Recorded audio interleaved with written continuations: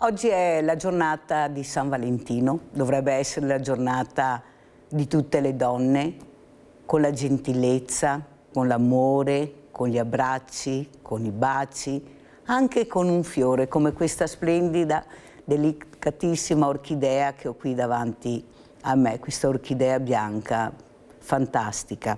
Quello che voglio dire ai tanti telespettatori, più che alle telespettatrici, questa mattina o in giornata, se non avete la possibilità di un fiore, basta un abbraccio, una carezza, anche uno sguardo a volte, uno sguardo fatto di dolcezza, di amore, di gentilezza, per questa persona, questa figura femminile, che veramente delle volte io mi domando cosa sta succedendo con questa violenza inaudita. Ecco, oggi cerchiamo di parlare di gentilezza, di amore e soprattutto di capire che con l'aggressività non si va da nessuna parte, anzi si incrina un rapporto ancora magari fragile.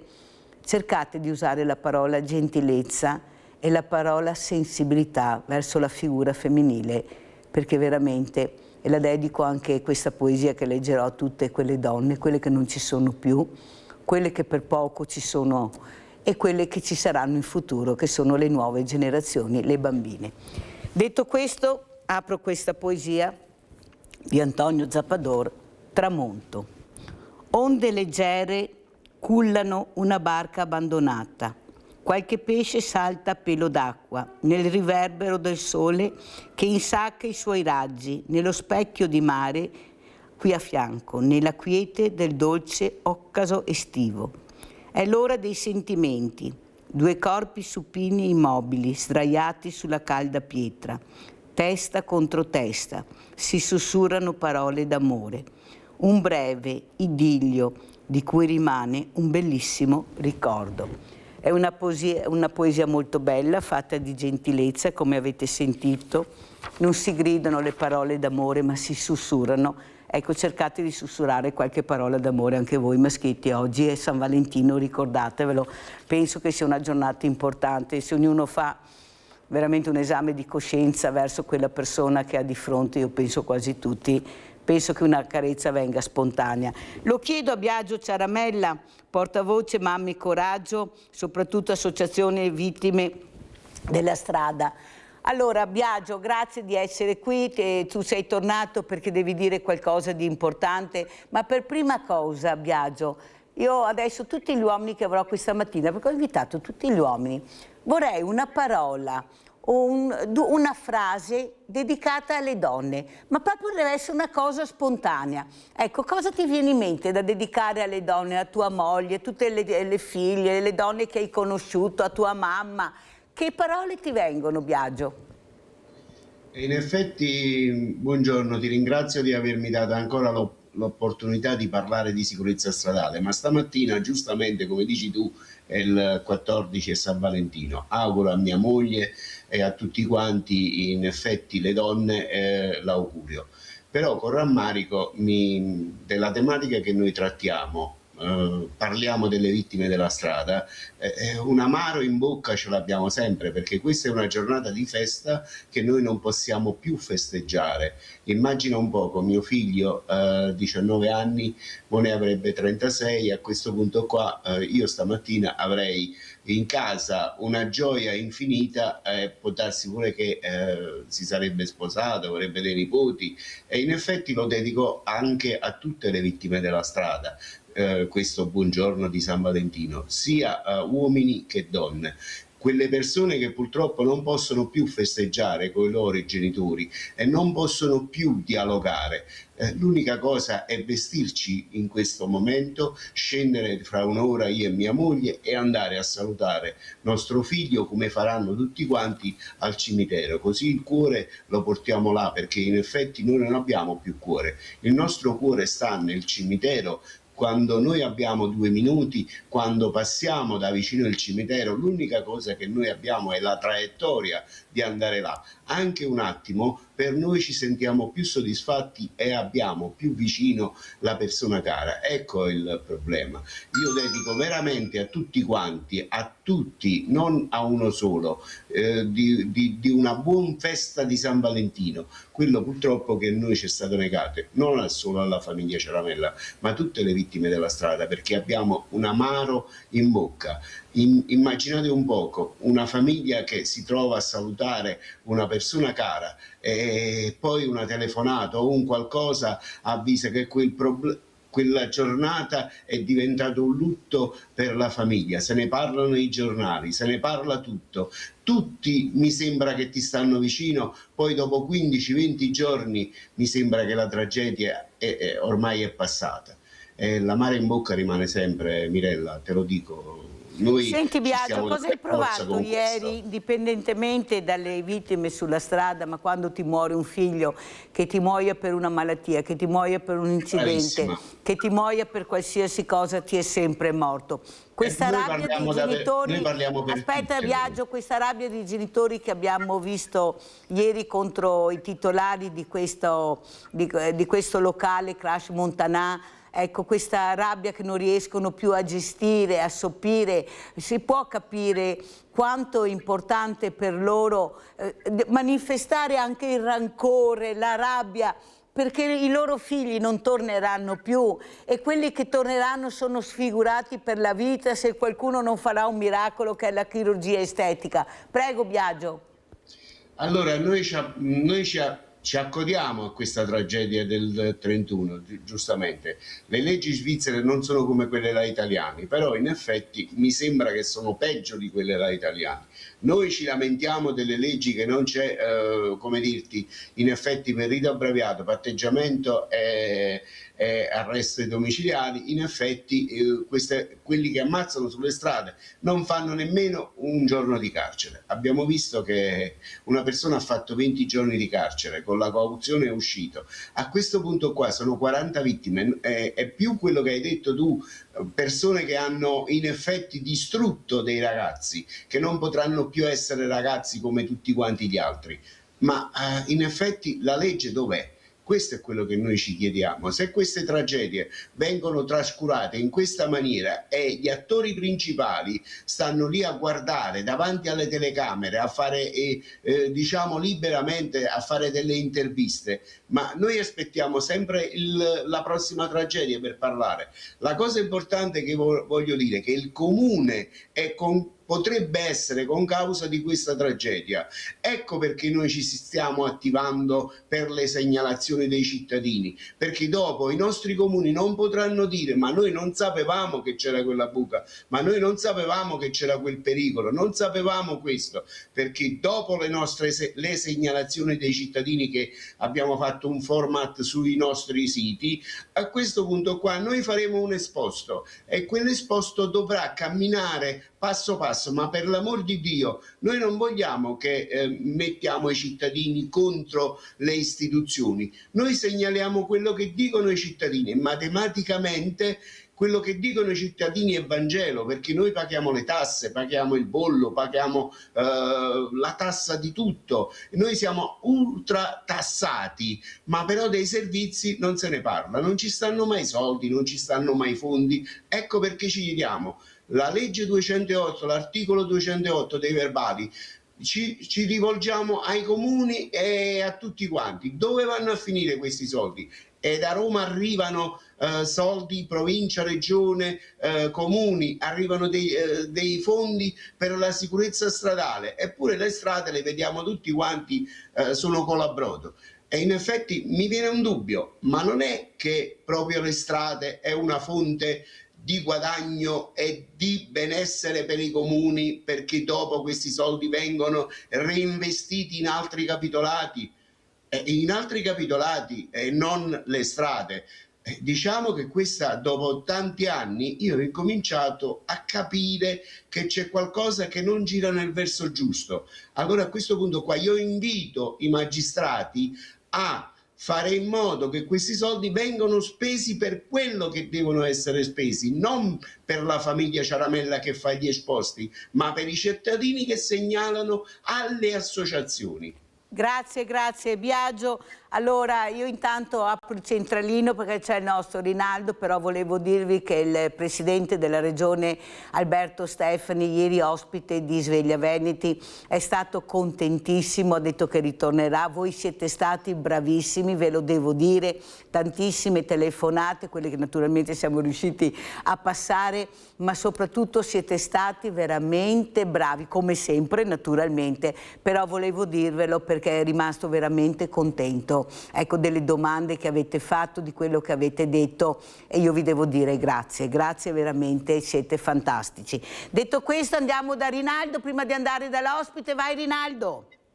Ciao Mirella e buongiorno al tuo ospite e buon San Valentino a tutti. Grazie. Cari giovani, vivete tranquilli San Valentino. Cari giovani, vivete tranquilli San Valentino, in armonia, in pace con la vostra amorosa, quello che sarà la vostra moglie. E adesso vi dico me cosa che è la donna. E la donna c'è come il pane. E la donna che fa vivere. E il pane che può stare anche sul stomaco, però ti digerisci. E arrivo sempre la donna, in parole povere. Mise 62 anni che sono insieme con mia moglie, fra amore e matrimonio. Io non capisco, ma neanche mi voglio mai contare, perché non mi interessa. E parole che si dicevano, va dentro panareccia e va fuori l'altra.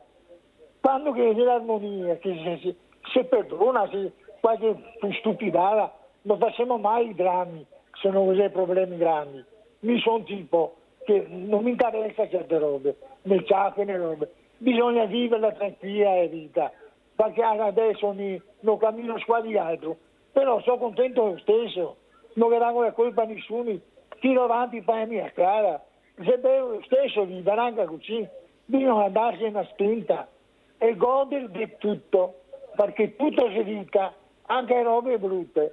E adesso che purtroppo è il nostro ciclo di vita, siamo Dio a finirlo, ma stai tranquilli, più che disgrazie non così. Se copriamo uno con l'altro, se mi sembra un sacco di robe, non sei che badare i politici non hanno nessun problema, perché i gai scorta, i tutto. E adesso anche che il signore che fa le condoglianze per suo figlio dopo 30 anni, hai ragione quello che dice, però è colpa dei politici, perché le leggi le fa in Parlamento, quando che uno imbriaco o drogato colpa un figlio giovane da 19 anni è da pagare una pena giusta vuol dire minimo 10-12 anni, ma si gli danno anni a chi è colpa sottare e sua madre, ma e cosa vuol fare? Vuol cambiare le leggi? Ma che se le leggi? E perché? Ma che c'è gente che c'è ancora Dio dopo 10 anni chi gli ha colpa un figlio per trovare l'eredità, è un risarcimento, è vergognoso. Dica ai politici più importanti, questi sono i problemi che interessa al pubblico, noi Olimpiadi, che le robe che facevano gli altri. Ma mi pare che sia tutti studiosi, ma dai, vada con l'autonomia, 1 milione di voti che abbiamo in Veneto, cosa che mi vuoi, solo per sicuro da Roma. E ora cosa mi cerca? Quella Lega, con Salvini, da cosa fare? E se compra il casa da 1 milione alla volta e ne altri su un appartamento da 80 metri, dai, è vergognoso. Ma facciamo un bel referendum per dare stipendio ai politici, unire i giovani a me in strada perché il futuro è vostro. Non mi interessa più niente, nel senso, però voglio che me ne voti, faccia una bella vita, non abbia da tribunare. Chi va in pensione a 70 anni, una volta si usava andare a lavorare 14 anni. Grazie Rinaldo, Tessilongo. Grazie caro Rinaldo, grazie per tutto, ma devo andare avanti anche perché è arrivato l'altro ospite che voglio salutare, che è Gianluca Mancini, segretario nazionale Riders. Grazie Mancini di essere qui, veramente grazie. Anche lei chiedo, senta Mancini, se lei avesse queste 3 parole, dolcezza, gentilezza, un sussurro di una parola d'amore, quale sceglierebbe per una donna? Ma forse, innanzitutto, buongiorno a tutti, e forse gentilezza. Bravissimo Mancini, grazie di cuore. Allora Mancini, la ringrazio perché oggi, essendo il 14 febbraio San Valentino, è una giornata importante anche per i rider, questi ragazzi e ragazze, chissà quante corse faranno oggi, tutti che vogliono subito, velocemente, in fretta. Allora andiamo a vedere il servizio, perché è molto importante far capire a casa, Mancini, di quello che stiamo parlando. Andiamo a vedere questa protesta rider a Padova. Andiamo a vedere.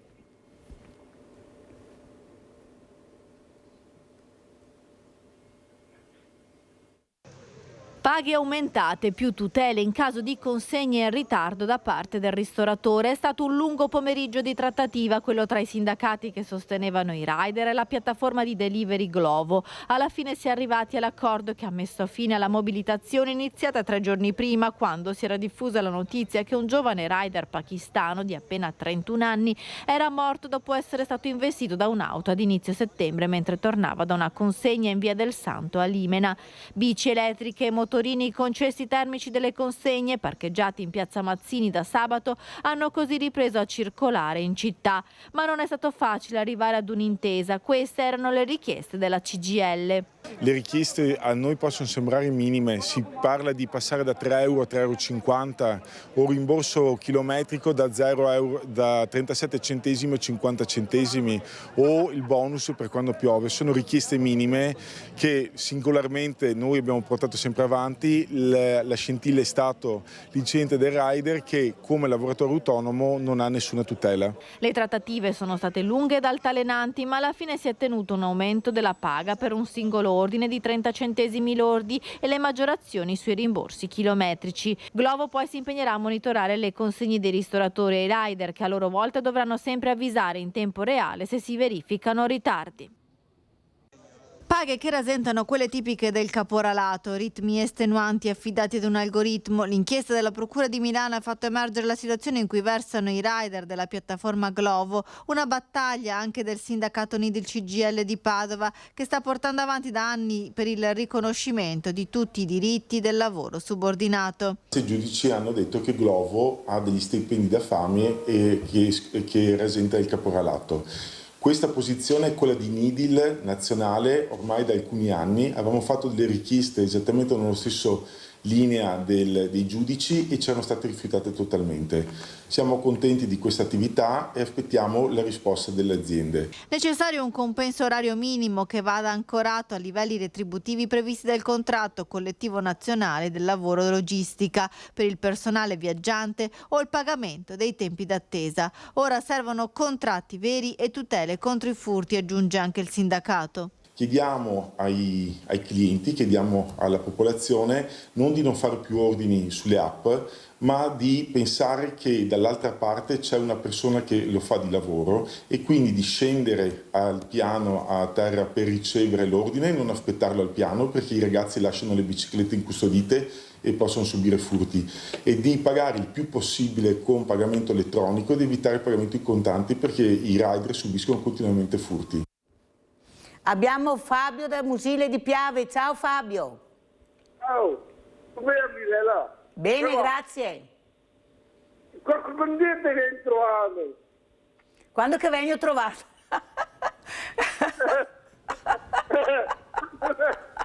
Volevo sapere quando potrai venire a trovarti. Quando potrò venire a trovare il nostro Fabio. Fabio, è un momento particolare. Perché cosa vorresti dirmi, Fabio? Dimmi, cosa vorresti dirmi? Come va intanto?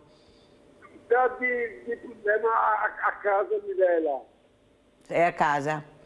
Ascolta Fabio, ascolta, che parola useresti se avessi di fronte una donna oggi che è il giorno di San Valentino? Dolcezza? Dai. Proprio San Valentino. Non ho capito. È perché sono un po' emozionato. Sei emozionato, caro Fabio. Allora guarda, basta l'emozione per capire che persona sei, Grazie veramente caro Fabio, e ti chiamerò così vedremo cos'è il problema. Grazie caro Fabio e buon San Valentino anche a te. Allora Mancini, abbiamo visto questi due servizi che fanno capire, ecco, l'importanza invece di dare dignità a questi lavoratori, lavoratrici, ecco, perché se stiamo bene e tranquilli a casa e ordiniamo quello che vogliamo, in poco tempo arriva, è merito anche di queste persone con questi mezzi. Ecco, com'è la situazione? Ecco, oggi è San Valentino, cosa succederà Mancini in tutta Italia?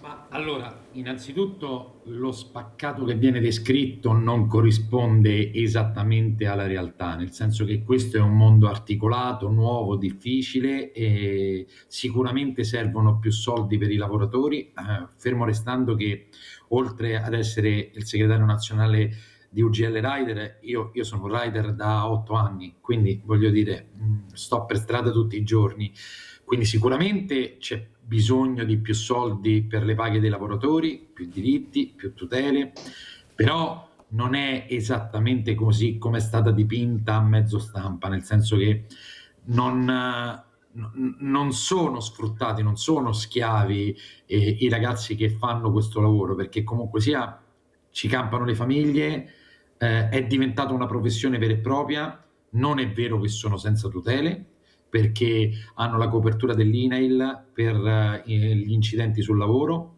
hanno le maggiorazioni in caso di pioggia, di notturno, di festivo. Poi che bisogna migliorare questo comparto è fuori discussione, che c'è tanto da fare sulla sicurezza, sulla legalità, sui diritti e le tutele, indiscutibile. Ricordo che c'è un tavolo aperto con le aziende per il rinnovo del contratto e quindi quale migliore occasione per tutti i sindacati di mettersi seduti intorno a questo tavolo e cercare di trovare delle soluzioni. Ci tengo a precisare che noi siamo l'unico sindacato che ha firmato il contratto collettivo nazionale del lavoro dei rider. Siamo per distacco il sindacato più rappresentativo in questo mondo, perché con 30.000 lavoratori noi ne rappresentiamo circa il 13%, quindi più o meno il 90% dei lavoratori sindacalizzati. Quindi capisci che io credo che sarebbe opportuno che invece di fare propaganda sulle televisioni o sui social ci si mettesse intorno a un tavolo, ci si rimboccasse le maniche e si cerchi di migliorare realmente con i fatti questo lavoro. Vede Mancini che ho fatto bene a chiamarla per capire anche e sentire l'altra campana, perché è giusto anche capire, oltre alle notizie che abbiamo sentito, anche la verità dall'altra parte. E l'ho messa assieme a Biagio Luigi Ciaramella non a caso, perché anche per voi l'importante è la sicurezza. Ecco, noi abbiamo questi ragazzi con delle strade a volte impercorribili, perché veramente abbiamo dei problemi enormi, piste ciclabili non ne parliamo, c'è Roma più caotica di così non si potrebbe pensare, io ci vado spesso, perciò so com'è la situazione. Ecco, sono talmente bravi a guidare che se uno non è bravo a guidare è meglio che da Bologna in giù non ci vada neanche, perché è tutta un'altra realtà. Però cos'è la sicurezza anche per questi ragazzi? Perché ripeto, con questi mezzi sono veramente molto a rischio, visto come si corre, ecco, nessuno rispetta più niente. Abbiamo bisogno di un rispetto, di un'educazione civica anche quando ci mettiamo alla guida, perché poi noi incontriamo queste persone per strada e se non rispetti i limiti di velocità, le segnaletiche, cioè non si va da nessuna parte. Ecco, lei come vede la situazione? Perché la sicurezza è fondamentale. Allora, siccome a me piace fare prevenzione, Mancini, meglio che ne parliamo prima che dopo. Prego. Allora, per noi la sicurezza è vitale, non fondamentale. Di più, il punto qui è un altro. Purtroppo esistono dei fenomeni nel nostro lavoro, proprio perché è un'attività nuova, esistono e nascono dei problemi nuovi. Quindi abbiamo riscontrato nell'ultimo periodo che è in forte aumento il caporalato digitale. Quindi io che ho il mio account lo affitto a un ragazzo extracomunitario nella maggior parte dei casi perché magari non ha i documenti, non ha il permesso di soggiorno e lo faccio lavorare. Cosa accade? Che io che sono titolare dell'account, per essere abilitato a fare questo lavoro ho dovuto fare dei corsi online, quindi sulla sicurezza stradale, sull'igiene, quindi sull'HCCP, su come devo portare il cibo e come devo pulire e manutentare il mio zaino. e sul caldo, ultimo corso che è stato introdotto, quindi il rischio termico ad alte temperature per il nostro lavoro. Ovviamente chi è che prende in affitto il mio account, cosa illegale ovviamente, non ha fatto questo percorso, no? E quindi, come diceva lei, quando si parla nelle scuole dell'educazione civica, noi cerchiamo nel nostro piccolo di formare questi ragazzi. È chiaro che molto c'è da fare ancora, però è chiaro che se diventa tutta quanta una giungla, va a farsi benedire anche la sicurezza del lavoratore. Inoltre è in aumento, ma non perché lo dico io, perché è stato su tutti i giornali negli ultimi mesi, il fenomeno delle biciclette truccate, soprattutto quelle elettriche. Mezzi che dovrebbero andare a 25 km/h con la pedalata assistita e vanno a 70, 80, 90 km con l'acceleratore. Per fortuna le istituzioni sono state sensibilizzate rispetto a questo problema e stanno facendo dei controlli a tappeto in tutta Italia. Tenete conto che a fronte dei controlli ne sequestrano più o meno il 90%. Quindi controllate 100 biciclette elettriche, che è uno dei mezzi più usati dai rider, 90 vengono sequestrate perché illegali. Quindi capite che c'è un problema molto più grande rispetto a quello che si evince dai giornali. È un problema che però va risolto non solo con le piattaforme, perché anche lì se escono delle circolari da parte del Ministero del Lavoro, se ci sono le direttive dalla Comunità Europea dove le piattaforme non devono avere nessuna forma di controllo sui lavoratori perché altrimenti non siamo più autonomi ma diventiamo subordinati, voi capite che diventa difficile poi andare a controllare, perché chi deve controllare? Chi ha questo requisito per poterlo fare? Allora, secondo me questo è un tema grande, enorme, perché siamo in 30.000, che deve essere condiviso con le istituzioni. Credo che ormai siamo arrivati a un punto di svolta, cioè va bene il tavolo per quello che riguarda il discorso della contrattazione, della parte economica, dei diritti e delle tutele, però sulla legalità di questo lavoro devono intervenire le istituzioni preposte, perché altrimenti non ne usciamo. Senta Mancini, ci spieghi anche, l'ho invitato anche per questo, ecco, la creatività, ecco, delle persone che si inventano dei lavori. Chi avrebbe mai immaginato? Ecco, noi eravamo abituati al lavoro tradizionale, quando è scoppiata la pandemia invece molti ristoratori hanno dovuto rimboccarsi le maniche, inventarsi qualsiasi cosa pur di rimanere a galla, perché non usciva più nessuno, i locali erano vuoti, deserti, nonostante tanto chi non era strutturato, nonostante tutto chi non era strutturato ha dovuto chiudere, non ce l'ha fatta, questa è la verità. Però c'è qualcuno che si è inventato questo lavoro. Dove nasce questo lavoro? Chi è che l'ha creato, Mancini? Quando inizia? Perché fondamentalmente le origini risalgono intorno a fine 2017-2018 e chiaramente in quel periodo i rider non erano considerati, perché chiaramente anche a livello numerico erano un numero irrisorio. Dipende, nel senso che Glovo nasce come applicazione spagnola fondata da un ragazzo che oggi ha 33 anni, quindi stiamo parlando che all'epoca ne aveva 25 più o meno. E Deliveroo, che è l'altro competitor di Asso Delivery, nasce più o meno nello stesso periodo, è stata fondata da un inglese cinese, quindi che ha avuto degli impatti enormi e una cassa di risonanza altissima, soprattutto nel periodo del Covid. Perché? Perché chiaramente lì questo servizio è decuplicato nel giro di mesi, quindi da che eravamo poche migliaia siamo diventati decine di migliaia. Abbiamo fatto dei servizi anche socialmente utili, quindi la consegna delle farmacie a casa della gente, immagino le persone un po' più anziane, le spese ai disabili che magari non hanno facoltà di poter scendere con estrema facilità per andare a fare certe faccende che per noi è normale. Quindi diciamo che non è che noi portiamo solo ed esclusivamente il cibo, noi secondo me facciamo anche in parte un servizio sociale alla comunità. Quindi, ed è questo il motivo per cui io credo che questa è una categoria che chieda dignità. Non siamo assolutamente non ci consideriamo degli schiavi, non siamo i nuovi schiavi del nuovo millennio, assolutamente. È chiaro che io ritengo che un'attività che è nata da 7 anni e che sta rivoluzionando il mondo, perché ormai il lavoro in piattaforma è arrivato a tutti i livelli e sarà ancora sempre di più, secondo me, con l'introduzione dell'intelligenza artificiale, io credo che cercare di normare un lavoro che guarda al futuro ed è nato nel presente con degli strumenti del passato, credo che sia molto difficile, no?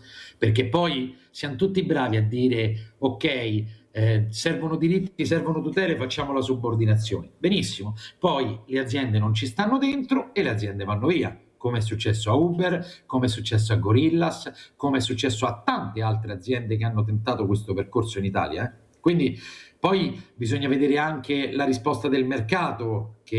Come risponde il mercato italiano, Mancini? Sa che devo correre purtroppo perché il tempo è tiranno. Ecco, come risponde il mercato italiano e soprattutto chi sono questi giovani che si avvicinano a questo lavoro? Sono solo ragazzi diversamente, diciamo, italiani, diciamo così, perché non so più che termine usare, o ci sono anche tanti ragazzi italiani, visto che dicono che i nostri non hanno voglia di far niente? Allora, io le dico questo. Napoli 2500 rider, 2495 italiani. Ecco. Quindi grande Mancini! Il messaggio del ragazzetto che portava le pizze non è così, perché io ho 51 anni e esco tutti i giorni a fare questo lavoro, quindi questa è diventata una professione. Sì. Quindi la gente deve capire che questo è diventato un lavoro. E come tutti i lavori hanno bisogno della propria dignità e delle proprie regole, ovviamente. Cosa vuol dire globo? Spieghiamo, perché qualcuno a casa, magari diversamente giovani come li chiamo io, Mancini, dice ma cosa sia sta parola? Perché è giusto anche spiegare. Cosa vuol dire globo?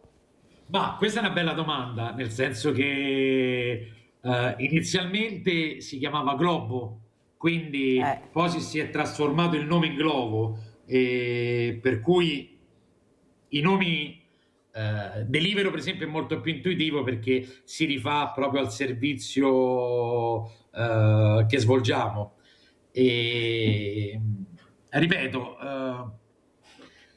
inventata da dei ragazzi che avevano 24 anni, quindi capite che sono stati dei precursori rispetto alla situazione che c'è oggi e che sarà in prospettiva.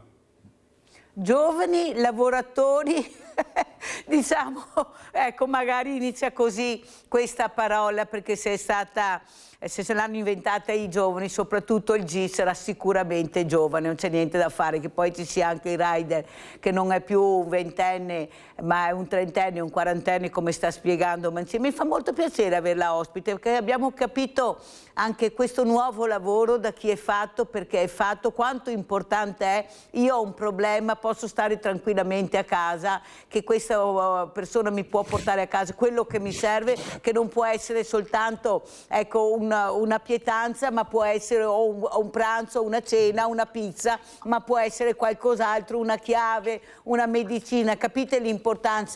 Perché ho invitato Mancini. Allora andiamo a vedere. Ma poi, se mi permette, c'è un aspetto fondamentale che nessuno dice. Queste piattaforme digitali secondo me sono un'opportunità, no? Perché? Perché tutti coloro che hanno perso il lavoro sotto il Covid, magari di mezza età come me, no? 50 anni, dove lo trovano un'altra professione? Dove lo trovano un altro lavoro? Qui fai la candidatura, fai i corsi, vieni formato e vai a lavorare. Tutti questi ragazzi extracomunitari. Cos'è uno stipendio mensile per un rider?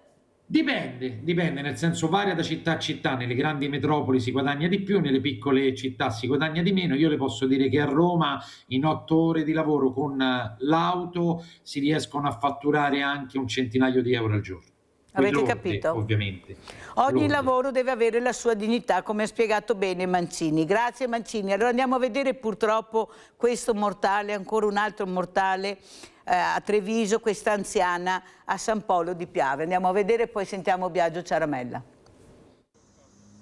Un botto, così lo descrivono alcuni residenti di via Ormelle usciti in strada intorno alle 17 dopo lo schianto che ha visto coinvolti un camion e un'auto. Tutto succede in pochi istanti. La Fiat Panda, condotta da Regina Buora, 77 anni, di San Polo, sta percorrendo la provinciale 34 da Ormelle. All'altezza della rotatoria di via Romana, a pochi passi dal consorzio agrario, lo scontro frontale contro il mezzo pesante di una ditta di autotrasporti conto terzi di San Stino di Livenza, che viaggia nella direzione opposta. Sui due veicoli evidenti i segni del violentissimo urto. Immediato sul posto l'arrivo dei vigili del fuoco di Conegliano e Motta e dei sanitari del Suom di Oderzo, che hanno soccorso l'anziana, ma nonostante i tentativi di rianimarla, per la pensionata non c'era più nulla da fare.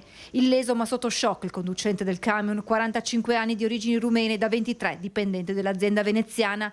L'uomo, che stava rientrando dopo alcune consegne, ha raccontato che era praticamente fermo quando ha visto l'appunto venire contro il suo mezzo. I rilievi affidati ai carabinieri di San Polo, spetterà loro ricostruire l'esatta dinamica della tragedia. Tra le ipotesi quella che la vittima possa essere stata accolta da malore, perdendo così il controllo dell'utilitaria. Dalle prime ricostruzioni appunto sembra che si tratti appunto di una non di una distrazione o altro, ma di una situazione fortuita che ha purtroppo causato poi questo incidente. Vedova da alcuni anni, Regina Buora era molto conosciuta e apprezzata a San Polo per il suo impegno nel mondo del volontariato e delle Pro Loco di cui faceva parte. Era una signora che era molto attiva anche con la Pro Loco del paese, collaborava anche in cucina direttamente, quindi si è sempre data da fare per la comunità. In via Ormelle è arrivata anche la figlia di Regina Buora insieme ad alcuni familiari stravolti dalla tragedia. Va a loro il pensiero del sindaco. A nome mio e di tutta l'amministrazione porgo il più profondo cordoglio per la scomparsa appunto della signora, a tutta la famiglia. Allora, Ciaramella, intanto volevo capire se era possibile anche unire le forze anche con Gianluca Mancini, perché la sicurezza riguarda tutti. Noi abbiamo detto che bisogna fare squadra, allargare la squadra. Penso che anche questa associazione potrebbe unirsi alla squadra di queste persone, di queste associazioni che si occupano della sicurezza. Ma soprattutto il problema sono veramente le persone. Questo è un caso, anzi sicuramente questa famiglia di questa donna che non c'è più non passerà di sicuro un bel San Valentino oggi, una perdita carissima per i figli, per tutti quelli della famiglia, ma soprattutto ecco, qui c'è un momento un po' particolare anche di stress, di riflessi. Cosa vuoi dire, Biagio, e cosa vuoi dire a Gianluca Mancini? Prego.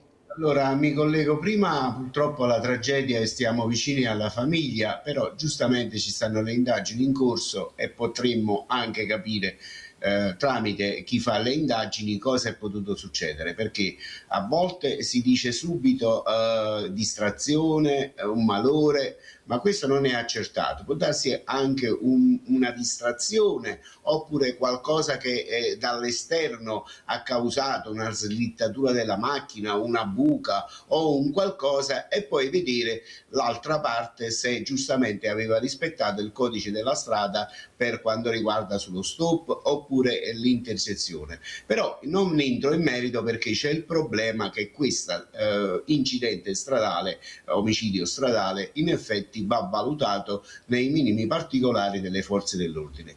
Invece stamattina sono molto soddisfatto del segretario in effetti dei radar, ma perché sono molto soddisfatto? Perché è una categoria che fino a ieri nessuno pensava e invece adesso stanno incominciando i sindacati ad attaccarsi, forse perché hanno capito che è un lavoro e allora loro sono giustamente sempre assieme ai lavoratori, però nel modo come l'ha spiegato il nostro amico qui in effetti ospite, che a volte bisogna dire la verità e non accollarsi a altre cose. Non voglio andare in definizione, però come associazione Vittime della Strada non è l'unico caso che è successo dei radar, perché in effetti ha ragione lui, una bicicletta che va a 25 all'ora e va a 70 e in effetti è una concausa per se succede qualcosa. E invito anche lui a scambiarci i numeri di telefono, perché noi in effetti trattiamo una tematica che possiamo essere utili a tutti quanti e speriamo non per l'omicidio stradale ma per evitare l'omicidio stradale. Allora a questo punto qua io dico una cosa, oltre il contratto, perché non si fanno un tavolo tecnico per la sicurezza stradale, per la tematica dei radar, e in effetti lui come segretario e noi come associazione unirci a Roma ad andare a prendere il rispetto del codice della strada, perché è bello dire ma quello non ha rispettato, quello correva, ma però in effetti è quello il problema adesso, come ha detto il segretario.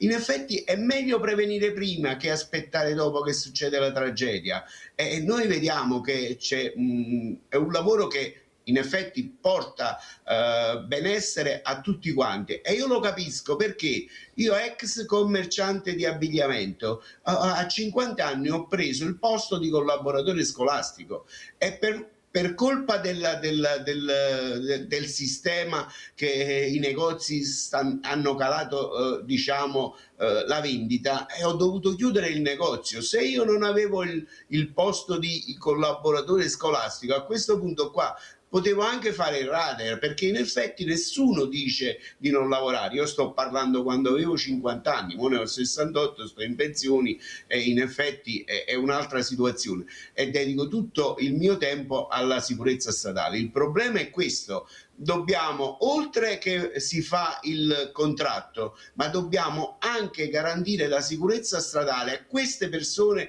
che stanno per strada.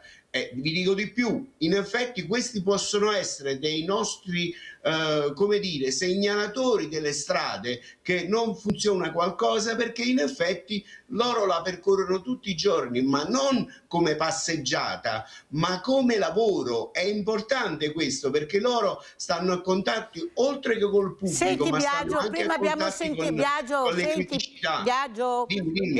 Dimmi. Prima abbiamo sentito Roma, tu non sei a Roma, dove sei collegato? No, io sono collegato da Napoli, in effetti, la provincia di Caserta. Allora, Trento, come funziona vicina, a Napoli? attenzione. Biagio, come funziona a Napoli? Come si comportano sulle strade i napoletani?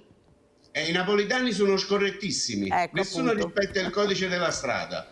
E poi le buche noi ce l'abbiamo dappertutto. Ho fatto una campagna di sensibilizzazione per le buche proprio per questo. È il problema di segnalarci le buche. Mettiamo che un radar di notte non c'è illuminazione, perché manca anche quest'altra situazione, l'illuminazione delle strade.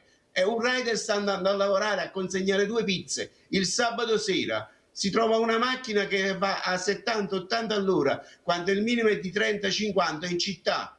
Lo prende e lo butta per l'aria. E vabbè, è successo perché quello là stava camminando ai bordi della strada, e se non poteva camminare perché la strada c'erano le buche. Ecco la sicurezza stradale. Biagio, grazie, devo andare assolutamente in pubblicità.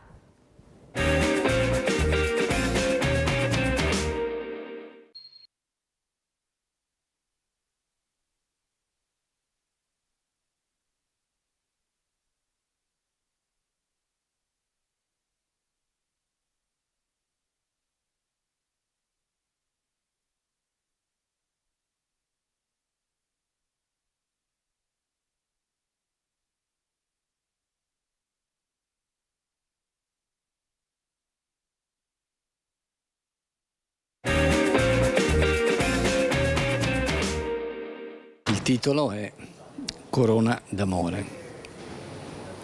Di cadenza in cadenza, scande l'ora il tempo. Fermarsi non può, come il cor che ama. Arde nell'anima il sogno e luce intensa accende corona d'amore. Cosa vuoi che ti dica? Sono fortunata di avere una poesia al giorno. E di avere un uomo così accanto. Sì. San Valentino, i cuori appesi nei negozi, le rose acquistate per la propria amata, i genitori che per questa giornata si sono ritagliati un po' di tempo passeggiando insieme. Guardi, in questo momento il regalo più bello che ci siamo fatti è riuscire a uscire insieme per questa giornata, visto che abbiamo una piccola e il bambino all'asilo, quindi ci siamo regalati una giornata insieme in città, insomma. La cosa più bella? Sì. Avere tempo per stare insieme e riuscire a ricavarci degli spazi, dei ritagli di tempo, la cosa più bella, insomma. Anche i più giovani hanno pensato a come trascorrere questa giornata. Sì, ho preso trucchi, adesso prenderò fiori, ho preso anche delle sorpresine così, cose simpatiche, tranquille. Cioè, quindi giochini, cuoricini ovunque. Come si chiama la tua? Giulia. Giulia, sarà contenta Giulia? Sì, contentissima, spero. Cena dove? A casa cuciniamo noi insieme, casa libera, si prepara la cenetta, si guardiamo un film, così. Ristoranti che hanno raggiunto il pienone in città. Pienissimo, non faccio altro che rispondere a chi mi chiama che non c'è posto per 2. Ho un paio di tavole per 4, ma per il resto tutto pieno, già da giorni. E come menù? Il menù è tradizionale nostro, solito. Non facciamo niente di particolare, facciamo i nostri piatti tradizionali. Nessun cuoricino ci dice, ma poi ridendo aggiunge. C'è il tiramisù sempre, è dolce abbastanza. Ma c'è anche chi, scherzando, ha fatto il regalo per San Valentino? Certo. Che cosa gli ha fatto? Cosa le ho fatto? Ho fatto un ingrandimento fotografico di una foto dove era venuta fuori molto bene anni fa mia moglie. È un bel ricordo? Sì, rimane un bel ricordo, sì. Io stamattina mi sono svegliata male, veramente, non te l'ho neanche detto. Mai contenta, non so perché, mai contenta. Non so perché, forse ho fatto un sogno brutto, però avevo deciso di andare via. Cioè per San Valentino? Certo. Per San Valentino, per tutto il resto. Siamo forti però, noi diciamo quello che pensiamo, non c'è niente da fare, sta grosso perché sono qua per il filo di Arianna forse che mi collega sempre, ma il filo si stava rompendo, veramente bello. Senti Biagio, purtroppo il nostro presidente e segretario è caduto, adesso vediamo se riusciamo a ripristinare la linea. Ecco, allora andiamo a vedere anche quello che hai mandato tu perché è molto importante capire anche questo uomo quando sta cercando di darsi da fare per capire l'importanza della sicurezza. Vediamo cosa ha mandato il nostro Biagio perché andiamo a vedere.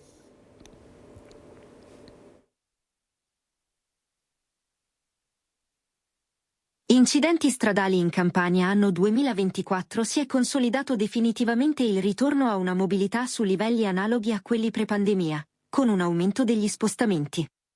Per motivi di lavoro, studio e turismo. Sul fronte dell'incidentalità stradale. A livello nazionale il numero delle vittime è rimasto pressoché stabile. Rispetto al 2023, mentre si registra un aumento del 4,1% sia degli incidenti che dei feriti. In Campania, nel 2024, si sono verificati 874 incidenti stradali, che hanno causato la morte di 261 persone e il ferimento di altre 15.386. Rispetto al 2023 aumentano, più di quanto si registri a livello nazionale, il numero degli incidenti, più 6,2%, e quello dei feriti, più 4,8%. Si rileva inoltre un incremento delle vittime, più 18,6%, in significativa controtendenza al lieve calo osservato a livello nazionale. Meno 0,3%. Nel lungo periodo, rispetto al 2010, il numero delle vittime nella regione mostra un incremento, più 2,8%. Mentre a livello nazionale si registra una contrazione significativa, meno 26,3%. Prospetto 1. Prospetto 1. Incidenti stradali. Morti, feriti e tasso di mortalità per provincia, Campania. Anni 2024 e 2023, valori assoluti, variazioni percentuali e tasso di mortalità. Come portavoce delle 3 associazioni vittime della strada, Elenchiamo tutti gli esposti dal 2 luglio 2025 sino al 1 febbraio 2025 asse mediano dell'area napoletana o ex strada statale 162. NC 02/07/2025 esposto PAX accertamenti. Comune di Aversa 7 ottobre 2025. Esposto PAX accertamenti, Comune di Pozzuoli 10 ottobre 2025 esposto Comune di Trento La Ducenta 15/10/2025 esposto segnalazione SP1 Città Metropolitana 3 novembre 2025 esposto Città di Napoli e Città Metropolitana 06012026 esposto PAX accertamenti, Comune di Lusciano 13012026 esposto PAX accertamenti. Comune di Teverola 13012026 esposto PAX accertamenti. Provincia di Caserta SP 335/23 gennaio 2026 esposto Comune di Caserta 24012026 esposto PAX accertamenti. Comune di Marano 01022026 esposto PAX accertamenti. Comune di Giuliano in Campania 01022026. Allora Biagio, quello che abbiamo sentito sono dei numeri, io invece stavo pensando intanto che sentivo i numeri, vedevo le immagini e leggevo a tutte quelle famiglie che oggi non vedranno più le loro figlie, i loro cari, ma il San Valentino passeranno, perché sono ricorrenze molto importanti per noi, sono ricorrenze che tutti sentiamo. Voi pensate in una famiglia San Valentino, ma hai perso la figlia, hai perso il figlio, hai perso il nipote, hai perso il bambino. Beh, voi non avete idea cosa c'è in pediatria oncologica, guardate, è una cosa terrificante. Quella mamma con quel bambino, adesso vedremo cosa è successo con quel cuore purtroppo che non era perfetto. Voi capite che per San Valentino certe feste come il Natale, la futura Pasqua, per certe famiglie diventa un dramma veramente. Io penso che non escano neppure di casa perché la ferita è talmente profonda e grande. Allora, Biagio, siamo ormai in chiusura. Come vuoi salutarci? Cosa vuoi dire? Ecco, come messaggio, come vuoi lasciare questa giornata importante di San Valentino? Stasera si esce, abbiamo sentito i ristoranti sono sold out, anche a Treviso non trovi un posto, perciò c'è la voglia di uscire, di staccare la spina. Speriamo che la parola amore, gentilezza veramente sia una parola che domina. Prego. Allora, io mi unisco a tutte queste persone che festeggiano, perché anche noi nel tempo addietro abbiamo festeggiato e non dobbiamo essere egoisti, purtroppo, che noi abbiamo la tragedia e dobbiamo dire che queste persone non dovrebbero festeggiare. Però facciamo un appello a tutte queste persone che si festeggiano: cercate di non entrare in questo tunnel senza uscita, rispettate il codice della strada. Noi usciremo fra mezz'ora, un'ora, io e mia moglie, e andremo a fare la cosa che è dovuta, come tutti quanti. Penso che non solo le tragedie delle vittime della strada, anche del femminicidio, anche del lavoro, in tutto e per tutto. E noi andremo a trovare i nostri cari, e a quel punto là in effetti noi abbiamo passato già la giornata, perché ci ritiriamo a casa, è finita la giornata. Il nostro San Valentino lo passiamo senza cuore, però stiamo anche a fare un appello a tutti i cittadini, a dire: guardate, è giusto che vi dovete divertire, ma cercate di divertirvi nel modo che voi non date un fastidio a nessuno, rispettate il codice della strada e cercate di arrivare a casa almeno non ubriachi. Poi una volta che andate a casa vi sedete a tavola, state con i vostri cari, fate tutto quello che volete, perché tanto dall'altra parte, nell'altra stanza, c'è il letto. È quello che è importante. Non cercatevi il divertimento sulle strade, ma cercate il divertimento a casa vostra. Veramente grazie Biagio Ciaramella di essere stato con noi, un abbraccio anche a tua moglie e tutta la tua squadra. Ringrazio anche Gianluca Mancini, segretario nazionale Rider, purtroppo è caduta la linea, non riusciamo a fare la connessione, però grazie, aveva detto quello che doveva dire, abbiamo sentito quello che non sapevamo, perciò sono molto contenta. Andiamo a vedere, prima di andare in pubblicità, questo servizio San Valentino a casa con i diversamente giovani nelle residenze per anziani.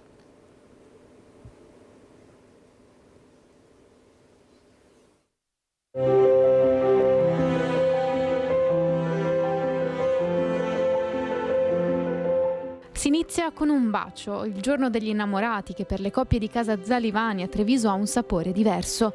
La residenza femminile ha aperto le porte per un pranzo speciale, quasi 500 anni d'amore riuniti attorno a un tavolo. Un'occasione per Lucio e Rita, Dante e Silvana, Vittorio e Emiliana, Giselle, Salvatore, Mara e Gianfranco di festeggiare e stare l'uno accanto all'altra.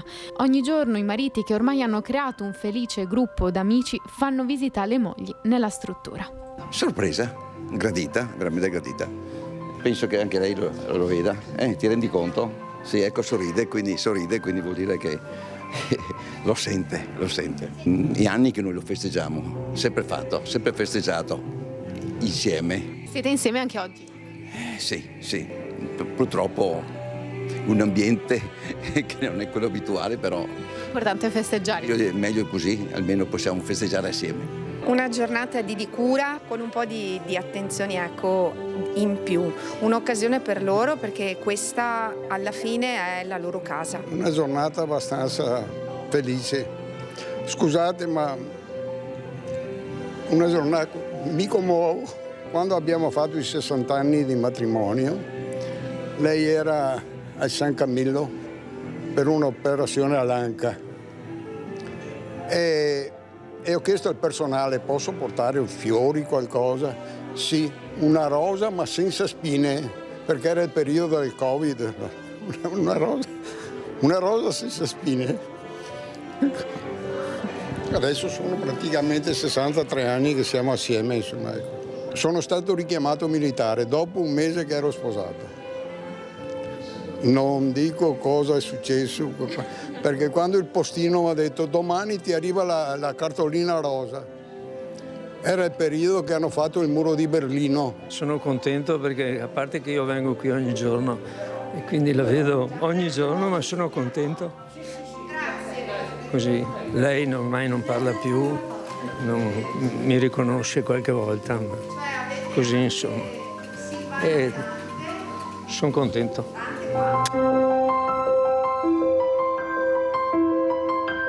Ancora nato? Sì.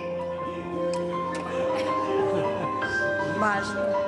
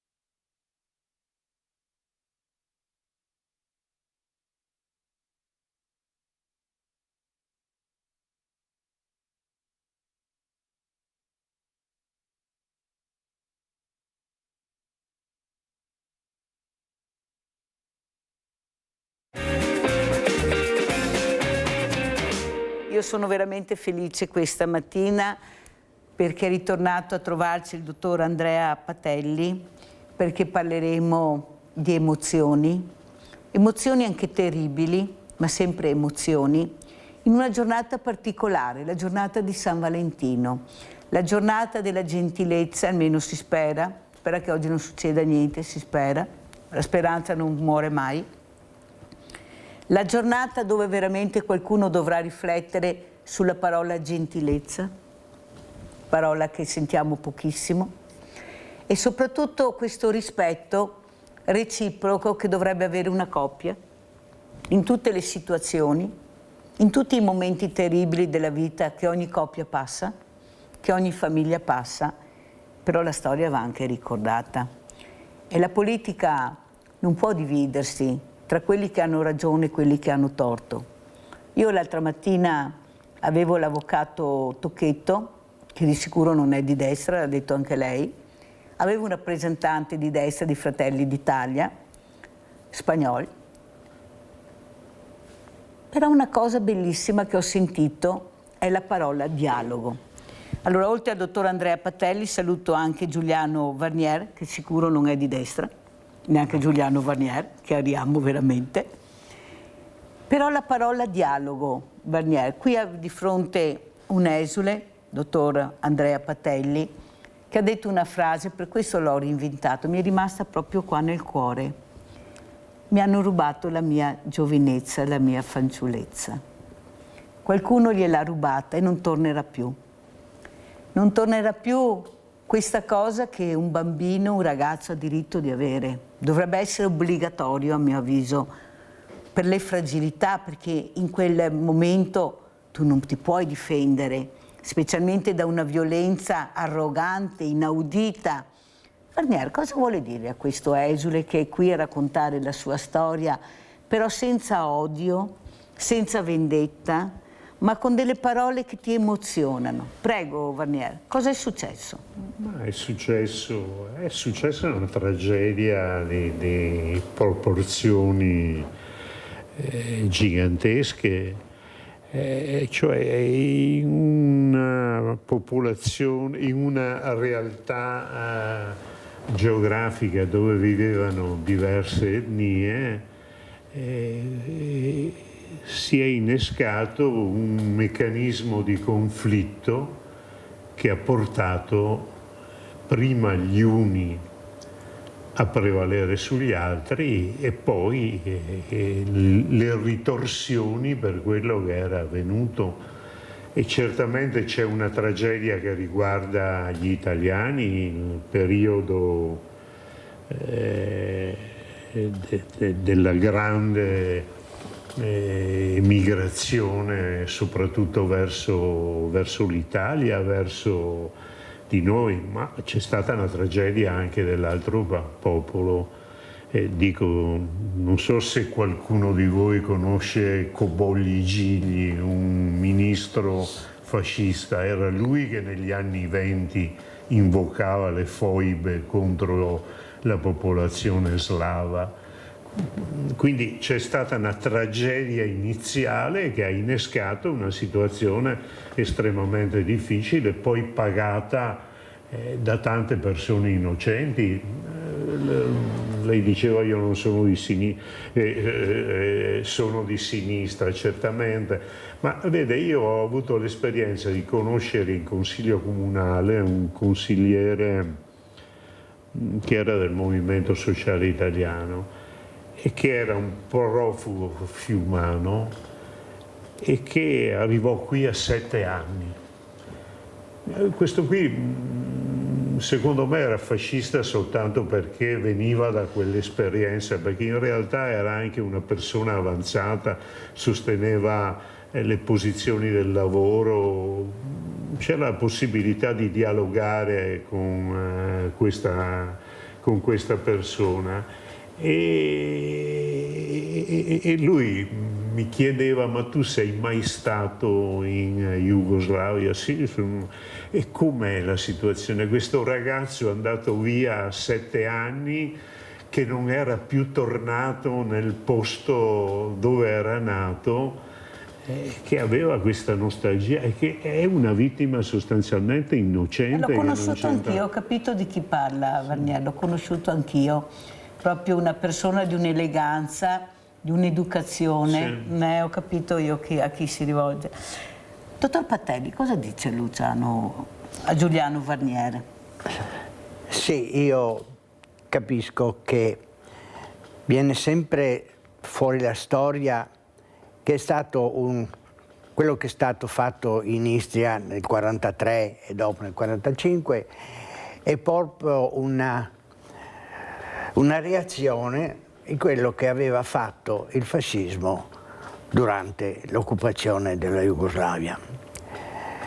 Ecco, io non faccio numeri, ma io non credo che il fascismo abbia infoibato donne, bambini, cioè gente veramente innocenti, gente che non c'entrava assolutamente niente con i partiti, con la politica, cioè erano puramente cittadini. Ecco, questo è stato fatto. Mandiamo le foto che ha portato Tazza l'altro giorno, per cortesia, dalla regia. Grazie, prego, Patelli.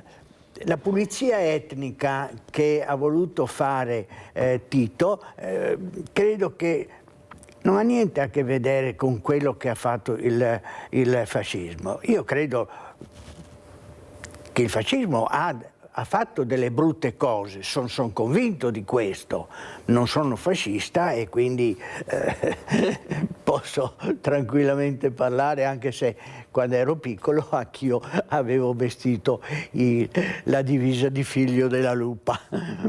Ma ecco, non mi piace questo paragone. Tito e i partigiani comunisti hanno fatto in Istria quello che hanno fatto perché i fascisti hanno fatto altro. No, c'è una grande differenza. Il numero di foibe, il numero degli infoibati, il numero delle persone sparite, uccise in maniera così violenta, persone innocenti, perché Tito ha fatto sparire tutto quello che era l'amministrazione dello Stato italiano. Cosa c'entrava un po' Bidello? Perché? Perché dipendeva dalla scuola, dipendeva dallo Stato? Un bambino, una mamma, e sono finiti nelle foibe. Abbiamo un esempio che ormai è diventato storia, la Norma Cossetto, una ragazza, tranquilla, una studentessa. Ecco, io non voglio fare polemica, ognuno ha le proprie idee, però cercherei un po' di Giuliano pareggiare. Vernier, allora, la storia è storia. Non pensa che sia venuto il momento, come dice l'avvocato Tocchetto, di unire le forze per raccontare la storia ai nostri ragazzi, i giovani? Molti ancora non la conoscono. Bisogna vedere che scuola frequenti, che insegnanti hai. Io invece devo conoscere la storia. Poi sta a me decidere quello che riesco a capire e da che parte, ecco, penso di andare. Però la storia, questo dramma umano, qualcuno mi dice, dottor Patelli, lo dico anche a Vernier, qualche ospite che ho avuto, sai Mirella, purtroppo in guerra non ci sono regole per uccidere. Ognuno fa le proprie regole e usa le armi più atroci per sopprimere le persone. Quando pensiamo che addirittura l'altro giorno c'erano i cecchini che pagavano milioni per andare a uccidere le persone, cioè voi capite che, non so io, non ho neanche aggettivi per pensare di uccidere i bambini, mirare a uccidere i bambini. Però anche questa storia è stata sepolta. È stata messa sotto il tappeto, sono passati 20 anni, qualcosa si riesce a sentire oggi, ma fino adesso eppure qualcuno sapeva. Come mai? Come mai quando c'è qualcosa di cui discutere, parlare, ma parlare seriamente a armi pari, come faceva Almirante Berlinguer quando si incontravano? Ecco, avevano proprio due modi di vedere la storia in maniera diversa, la politica in maniera diversa, ma c'era un dialogo costruttivo, erano due figure. Io non ho ricordi di vedere questa aggressività che vedo invece nella politica tutta dei giorni nostri. Sono messaggi devastanti per i giovani, ma veramente devastanti. Già ne abbiamo pochi, cominciamo anche a crescerli male. Io sono convinta se invece, come dice la Tocchetto, ognuno racconta la sua storia, quello che lui pensa, non la verità, perché la verità penso che non ce l'abbia in tasca nessuno. Però la storia va raccontata ognuno dalla sua parte, poi decideranno i ragazzi, le future generazioni, però va raccontata. Come mai questo silenzio per tanti anni, Vernier? Beh, non c'è stato un silenzio, è stata una storia tormentata. Una storia tormentata che è esplosa anche successivamente alla questione italiana. Pensiamo a cosa è successo negli anni 80, negli anni 90, nella ex Jugoslavia. Serbi e croati. serbi, croati, non solo, insomma, solo, tutte ma specialmente loro fratelli. etnie. Ma ecco, però ecco, io, siccome però poi la storia va ricostruita, spesso si parla di titini, i titini responsabili. In realtà i titini sono quelli che fermano, cioè Tito quando sale verso nord, Tito era un croato ma in realtà comandava i serbi, no? Quando arrivò su verso nord tentò di frenare tutta una serie di situazioni che non erano determinate dai serbi, ma erano determinati dall'odio che si era accumulato in tanti anni in quelle realtà. E non so se il signor Patuelli conosce il discorso di Mussolini nel 1920 fatto a Trieste, dove praticamente diceva che sterminare 500.000 serbi e popolazioni slave, popolo praticamente inferiore che non aveva nessun diritto di sopravvivere. Cioè c'è un odio che si accumula negli anni e che poi esplode anche contro gli innocenti.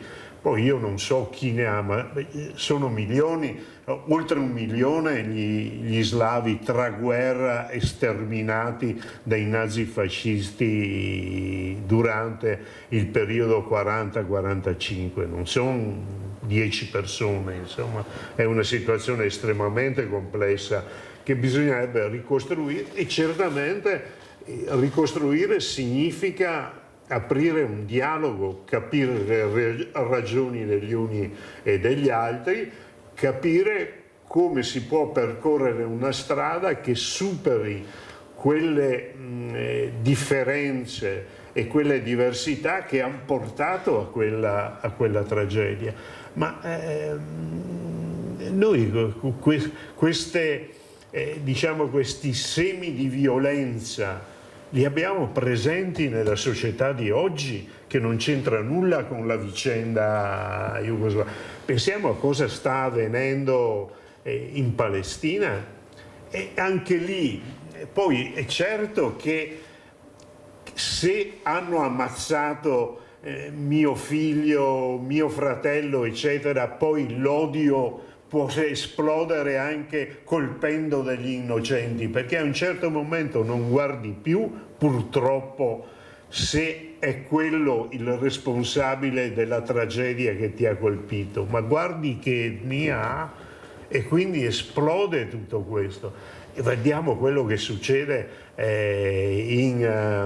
tra russi e ucraini, anche lì una tragedia che quant'è che dura da 4 anni, ma dura da molto prima, perché lo scontro ha inizio molto in là nel tempo. Io ricordo che ci fu un tentativo di Gorbaciov, no? Di fermare praticamente un processo, e era stato preso un impegno con Gorbaciov di non espandere la NATO oltre certi confini. Invece non l'hanno rispettato quell'impegno, e poi viviamo le tragedie di oggi. E poi, ecco, l'ultima cosa che voglio dire, ma guardiamo le classi dirigenti che ci sono oggi in giro per il mondo. In America, secondo me, non so, o è un matto quello che governa gli Stati Uniti d'America, o ci assomiglia molto al matto, e veda cosa sta avvenendo con l'Europa. Ma qualcuno l'ha pure votato, purtroppo sì, purtroppo allora è inutile che diciamo il matto, sapevano benissimo chi era, aveva parlato chiarissimo. Non lo prevedevano, di queste dimensioni. Cioè si sapeva cosa avrebbe fatto. Non prevedevano che facesse. Guardi però adesso che sta perdendo tutte le elezioni, ma quindi intanto probabilmente si sono anche svegliati. Si sono svegliati. Allora, dottor Patelli, come commenta quello che ha detto Giuliano Vanier, soprattutto questo libro che ha portato, perché parla proprio di radici strappate? No. Questo titolo vale per tutto il mondo. Quante radici strappate? Prego. Su questo, l'ultimo discorso che ha fatto il signore, sono pienamente d'accordo. l'uomo non ha ancora capito niente di quello che fa la guerra, e purtroppo succede. Quante guerre ci sono, noi le guardiamo e temiamo. L'opinione poi su Trump concorda perfettamente, perché è un uomo che mi fa paura, quindi su questo concordo perfettamente col signor Barnier, perché è vero, succedono. Sì, è vero, però è anche vero che purtroppo il business, il denaro, il potere ha superato l'asticella del buonsenso. Questo è il grande problema. Noi pensiamo e sentiamo che tutti quanti ci stanno organizzando, tutti i popoli o quasi, compresa l'Europa. Abbiamo sentito, ecco cosa ha detto Merz della Germania, l'esercito più potente. Qualcuno gli ha detto calma, calma. Però capite che ci sono dei segnali. Come mai la Germania non fabbricherà più auto ma vuole fabbricare armi? Ci sarà pure un motivo. Ma nessuno ne parla, noi siamo sempre gli ultimi a sapere le cose reali, quelle vere, ci raccontano quello che vogliono raccontarci. E là il grande problema, poi, sbaglio dottor Patelli, perché noi ascoltiamo quello che ci vogliono, ma non quello che veramente sta succedendo, prego. Questo è, che ci raccontano quello che vogliono e noi guardiamo la situazione e poi ci raccontano un'altra storia. E d'altra parte... sì, ma loro sono i politici, loro si parlano, si vedono, parlano con gli ambasciatori, parlano con i presidenti, allora loro sanno più di noi, la nostra idea non vale niente. E invece ci raccontano, alla fin fine ci accorgiamo che ci raccontano quello che vogliono raccontarci, perché un giorno ci raccontano bianco, il giorno dopo ci raccontano nero, perché è così, vediamo, guardando le notizie, girano pagina continuamente.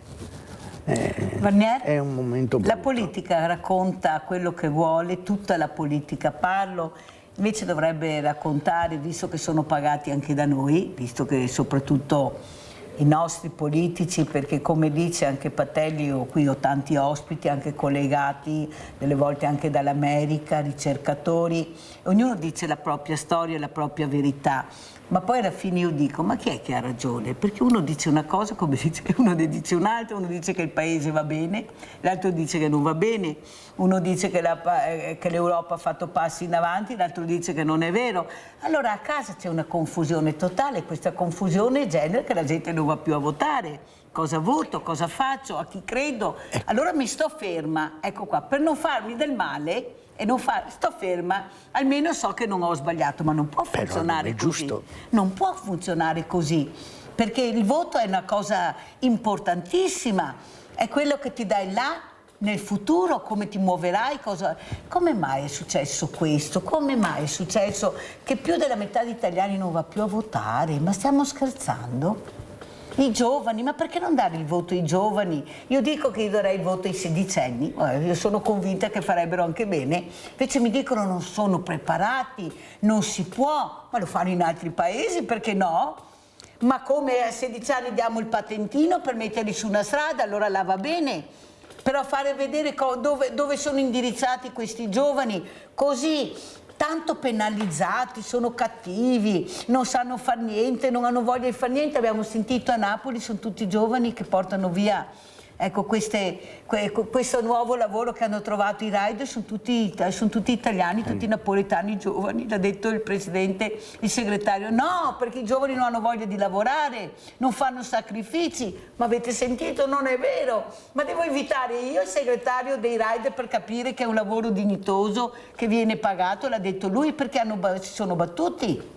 Sì. Hanno protestato, hanno avuto il coraggio di metterci la faccia. Quando ci metti la faccia e protesti e hai i numeri, Barnier, le cose cambiano. Gli agricoltori è successo lo stesso, quando li hanno visti scendere nelle piazze sono tornati indietro, perché avevano paura. I numeri fanno paura, ma noi che numeri abbiamo come popolo per farci ascoltare, Barnier? Perché qua non ci ascolta nessuno. Questo vuole, noi abbiamo anche noi stiamo attraversando un periodo molto difficile, noi abbiamo una decadenza delle classi dirigenti in tutto il mondo non solo in America, anche in Europa, in Italia, e non riusciamo a trovare quella capacità che ci fu. Ma pensiamo al grande scontro della guerra fredda, pensiamo alla vicenda cubana con i missili. Khrushchev e Kennedy riuscirono a trovare un modo come uscire da quella situazione, perché erano due grandi dirigenti.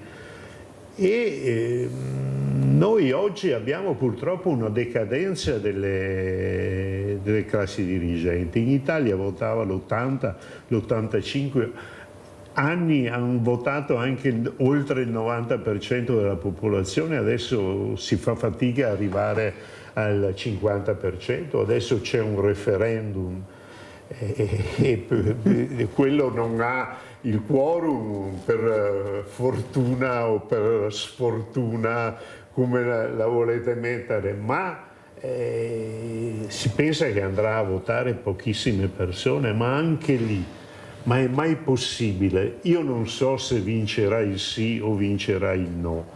Io sono schierato per il no per conto mio, ma dico, ma era mai possibile che se vince il sì vince per poco, se vince il no vince per poco, un paese spaccato, ma era mai possibile che si dovesse andare a toccare 7 articoli della Costituzione per creare questo caos, questa divisione che porterà senz'altro ad aumentare i conflitti? Abbiamo già abbastanza conflitti nel nostro paese, mancava solo questo del referendum, insomma. Abbiamo Giulia da Venezia, vai cara Giulia. Sì, Mirella cara, ciao. Ciao. Buongiorno a tutti e anche ai cari ospiti che hai là. Allora Mirella, sì, quando ho sentito che la Germania si sta riarmando, Mirella, devono venirci i brividi se la Germania si riarma, Mirella, perché la popolazione tedesca è poco credibile, Mirella. Quelli là hanno coraggio di impiantarci ancora qualcosa, perché vedi, il mondo è tutto in subbuglio. E di cosa stanno facendo, Mirella? Perché anche il signore là che ha detto del referendum, il referendum adesso hanno rimodulato il test, ma non c'era scritto niente che cambiavano i 7 articoli della Costituzione. Ma quelli che sono al governo si rendono conto che la Costituzione, l'ho detto ancora, è stata fatta a fine guerra, dopo un grande versamento di sangue. Questi qua che sono là, che non sanno un zero della guerra, perché nessuno di quelli ha fatto la guerra, vorrebbero cambiare la Costituzione. Ma stiamo scherzando? E poi se la prendono perché il procuratore là ha detto, ma lui si è riferito dove governa lui, che se le persone per bene voteranno e quelli che non sono per bene voteranno un'altra cosa. Gratteri. Ma adesso se la prendono che con lui, ma te lo dico Mirella, la Presidente del Consiglio non è mai in Italia. Lei è sempre in giro per il mondo, lei non guarda quello che succede qua in Italia. E poi quando c'è qualcosina di storto che va contro di lei, e allora sei la vittima, ma ce l'hanno con noi, non ci fanno governare. Ma stiamo scherzando? Anche a riguardo, Mirella, della casa Paula, perché non la chiudono? A riguardo di quei cecchini che andavano là ancora a fare quello che facevano, se uccidevano i bambini, prendevano di più. Ma io non mi rendo conto più di niente. Solo Mirella che dobbiamo avere tanta paura se la Germania si riarma. Grazie Mirella. Vedo tutto quello che fai, i tuoi assegni e ti faccio tanti complimenti e vi saluto, vi ringrazio tutti, vi auguro una buona giornata. Anche a te cara Giulia, anche un buon San Valentino anche a te. Ecco, sono persone diversamente giovani, come sente il dottor Patelli, anche Giulia che ha voglia di dire quello che pensa e soprattutto anche la vivacità nel raccontare quelle emozioni che prova, la paura. Cos'è la paura, dottor Patelli? Forse la politica non riesce a capire, perché io ho avuto un cieco che è diventato cieco a 33 anni, non è nato cieco, ha detto bisogna provare per capire cosa vuol dire diventare cieco a 33 anni, per provare a capire cos'è la guerra, l'infamia della guerra.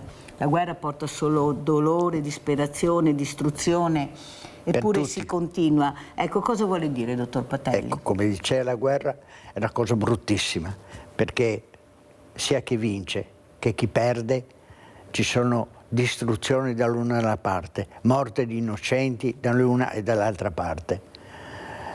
Ecco, sentivo appunto del fatto del referendum.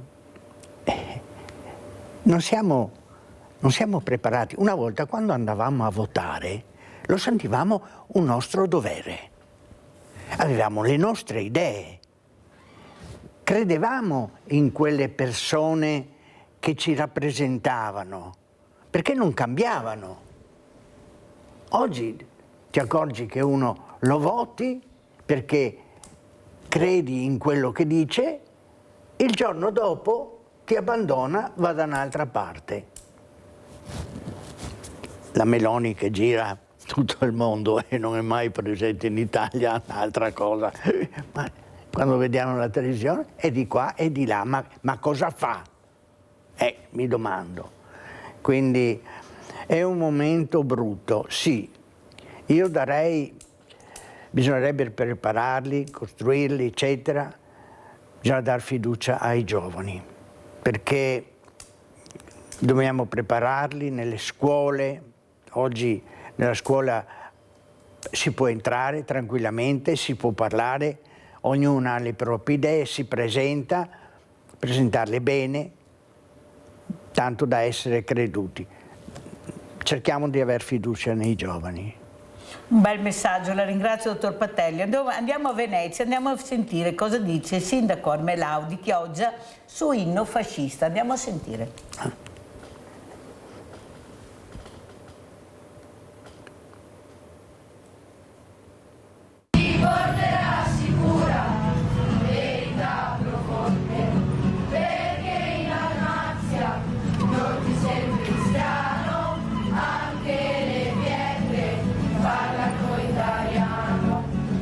Non si placa la polemica sulle strofe della canzone di Là dall'acqua fatta cantare ai ragazzi delle medie Pascoli Galilei di Sottomarina in occasione della commemorazione organizzata dal Comune per il giorno del ricordo lo scorso 10 febbraio.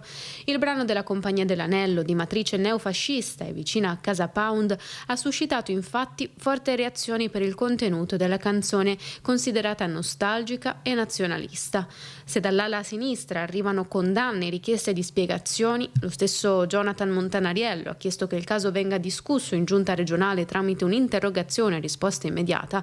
Dall'altro, il sindaco di Chioggia non arretra sulla scelta. Polemica inutile come sempre.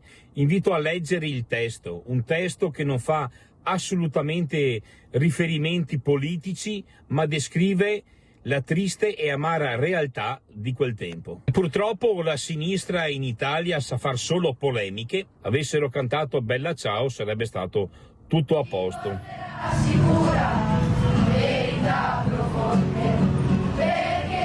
Ecco, leggete il testo e capirete che calza a pennello su quella che è stata la storia della tragedia degli esuli italiani e anche ovviamente la tragedia delle foibe. Di testo in linea con la commemorazione parla il dirigente scolastico dell'istituto, mentre arriva la condanna della CGIL che ritiene inammissibile che i ragazzi vengano strumentalizzati. A dichiararlo Edina Cadice e Daniele Giordano. La scuola deve essere luogo di formazione critica e cultura democratica, si legge nel comunicato diffuso, non veicolo di repertori neofascisti. L'Ampi di Chioggia invece fa sapere dell'incontro con il dirigente in cui si è appurato che la canzone è stata scelta senza un'accurata valutazione su quale fosse la sua origine e senza nessuna finalità politica o revisione storica. Abbiamo in linea Gabriella da Mogliano. Vai Gabriella. Buongiorno Mirella, e grazie di tutto e buon San Valentino. Grazie. A lei e ai suoi ospiti.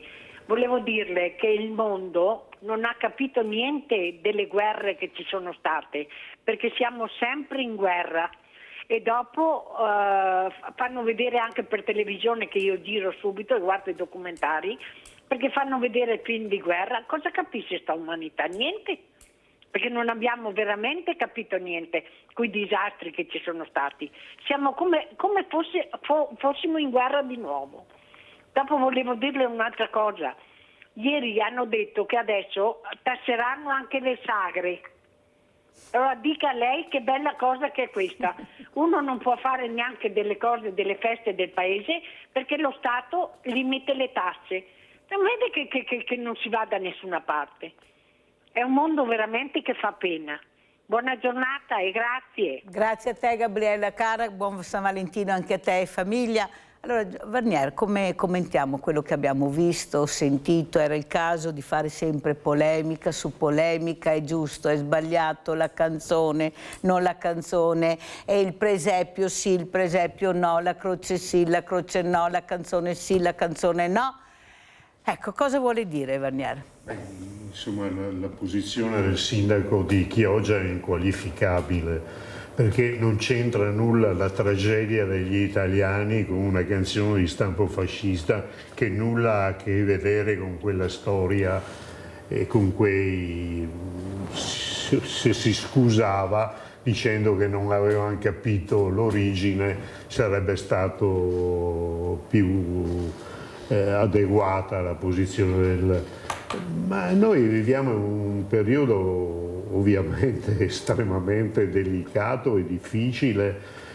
Prima l'intervento che c'è stato parlava della Germania. L'Europa pare che si volesse armare per circa 600-700 miliardi. La Germania da sola puntava ad armarsi in 10 anni per 1.000 miliardi.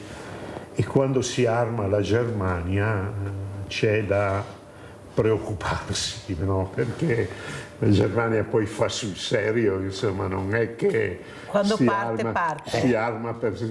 E purtroppo questa è la situazione.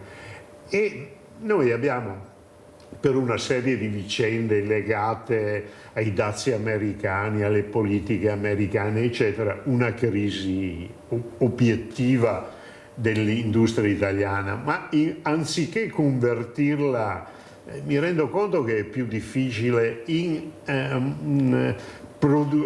produzioni che vadano nel senso del benessere generale, trovano più facile, siccome la crisi investe soprattutto l'automobile, no? E passare da un'industria di automobili a una di carri armati è molto più facile probabilmente da un punto di vista tecnico, piuttosto che di fare un'industria che produce spaghetti, insomma, o altre cose da mangiare, insomma. Il problema è questo, che sostanzialmente c'è questa corsa sfrenata agli armamenti che porta a una possibilità anche tragica, perché poi quando le armi ci sono qualcuno prima o poi le usa, insomma non è che vengono messe in magazzino e mummificate. Senta Vernier, io non mi ricordo che ospite ho avuto tempo fa che ha detto una cosa che mi è rimasta un po' impressa, ha detto: se ci fosse stata ancora Angela Merkel, Putin non avrebbe invaso l'Ucraina. Manca la Merkel. Lei è d'accordo? Beh, che la Merkel avesse una posizione e una capacità molto superiore all'attuale gruppo dirigente della Germania, è vero, la Merkel, io non so se sarebbe riuscita ad impedire la guerra. La guerra l'hanno scatenata gli americani ricordiamo come si chiama, Victoria Nuland, mi pare, quella che anzi quando l'Europa, allora Macron e altri gli hanno detto: ma siete matti a scatenare questo caos a Kiev eccetera eccetera, rispose insomma l'Europa non conta nulla, state zitti e buonanotte. Lì c'è stata una situazione che ha portato la Russia, sbagliando, perché secondo me la posizione di aver iniziato la guerra è una posizione non accettabile, perché c'erano altre strade, la trattativa, potevano anche avere degli appoggi in Europa diversi da quella che è la posizione dell'Europa oggi, se non sceglievano i russi la strada della guerra. Però quella è stata, e certamente una grande dirigente come è stata Angela Merkel probabilmente avrebbe impedito questo.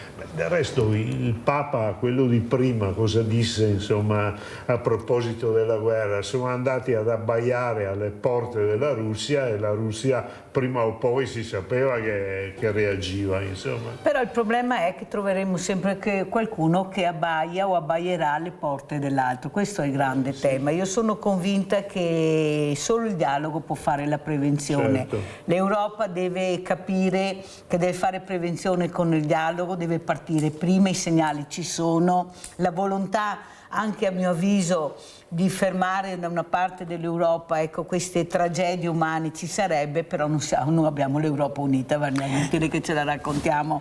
Purtroppo io ero fiduciosa perché c'erano anche molte donne, ecco,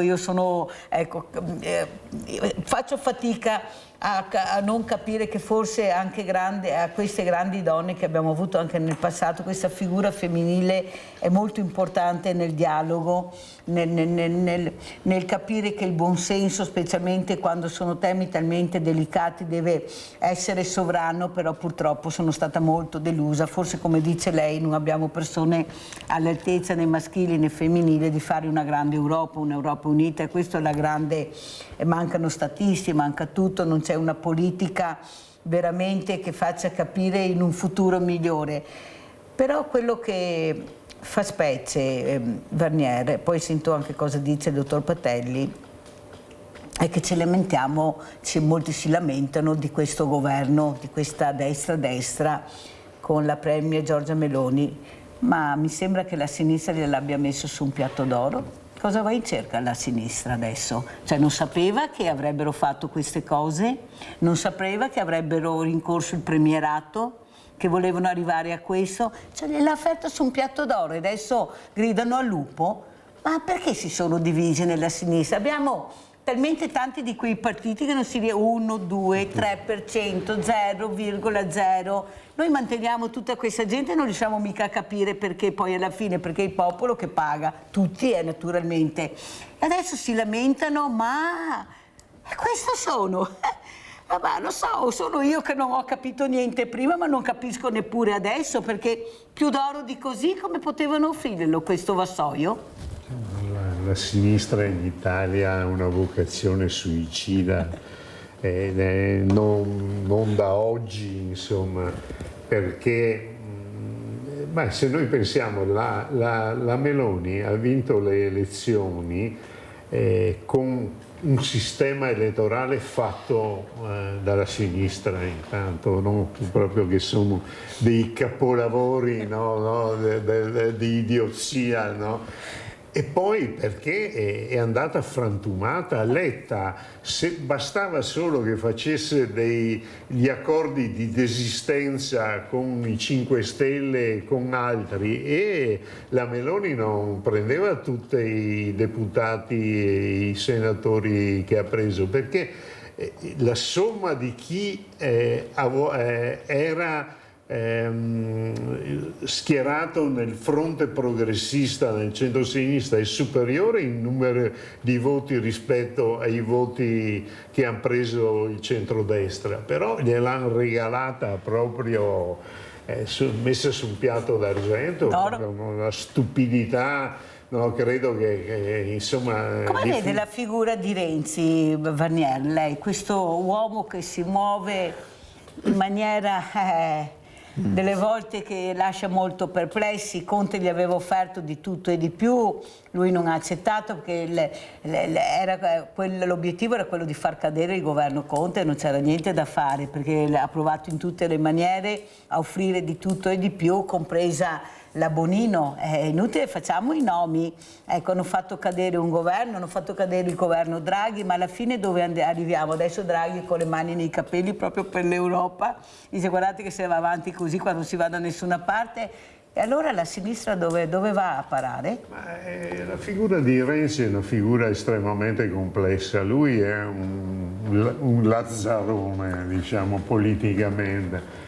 Però è anche, a differenza dell'altro, come si chiama, di Calenda, lui è anche intelligente, un lazzarone intelligente, perché lui ha capito che in qualche modo oggi bisogna ricomporre in qualche quadro di centrosinistra. Lui lo ha detto esplicitamente, è disponibile a digerirsi i 5 Stelle e tutto quanto, purché ci sia un quadro nuovo che permetta praticamente di vincere le elezioni. Certo che lui è imprevedibile, non si sa mai cosa combina, però bisogna riconoscere che oggi ha una posizione più dialogante e positiva rispetto alle posizioni del passato, che sono delle posizioni che hanno distrutto anche lui, insomma, perché quel referendum sì. no, è stata la sua distruzione. Insomma, tante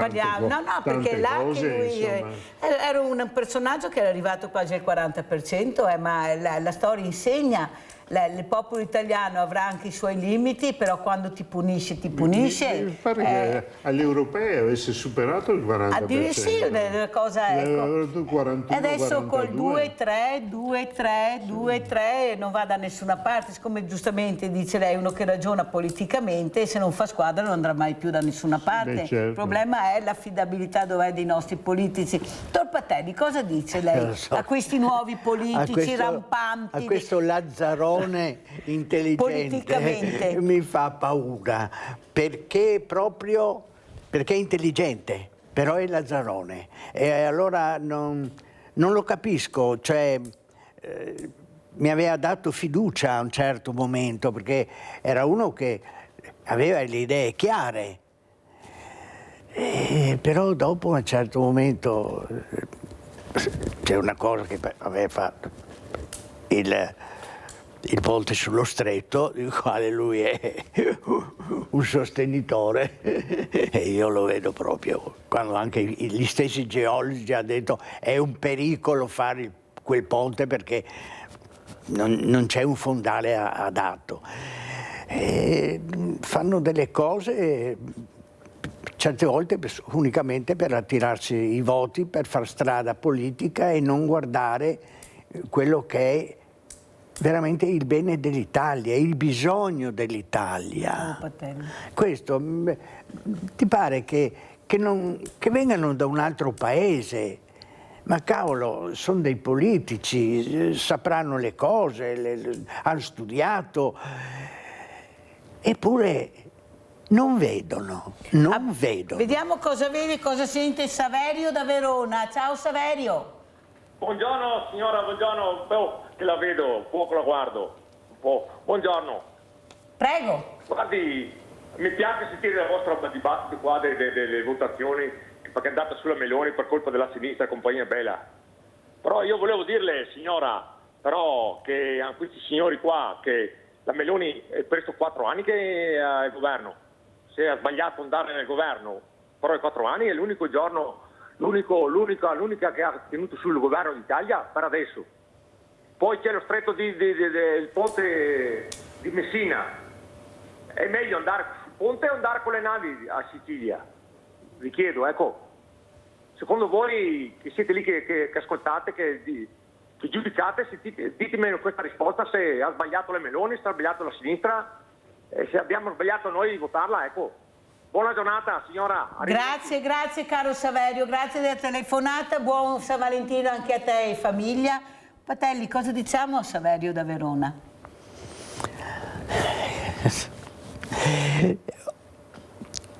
Ci sono tante idee, ognuno esprime la propria opinione, la critica, però sento in tutti, che parlino male, bene, a destra, a sinistra, oggi il cittadino è preoccupato.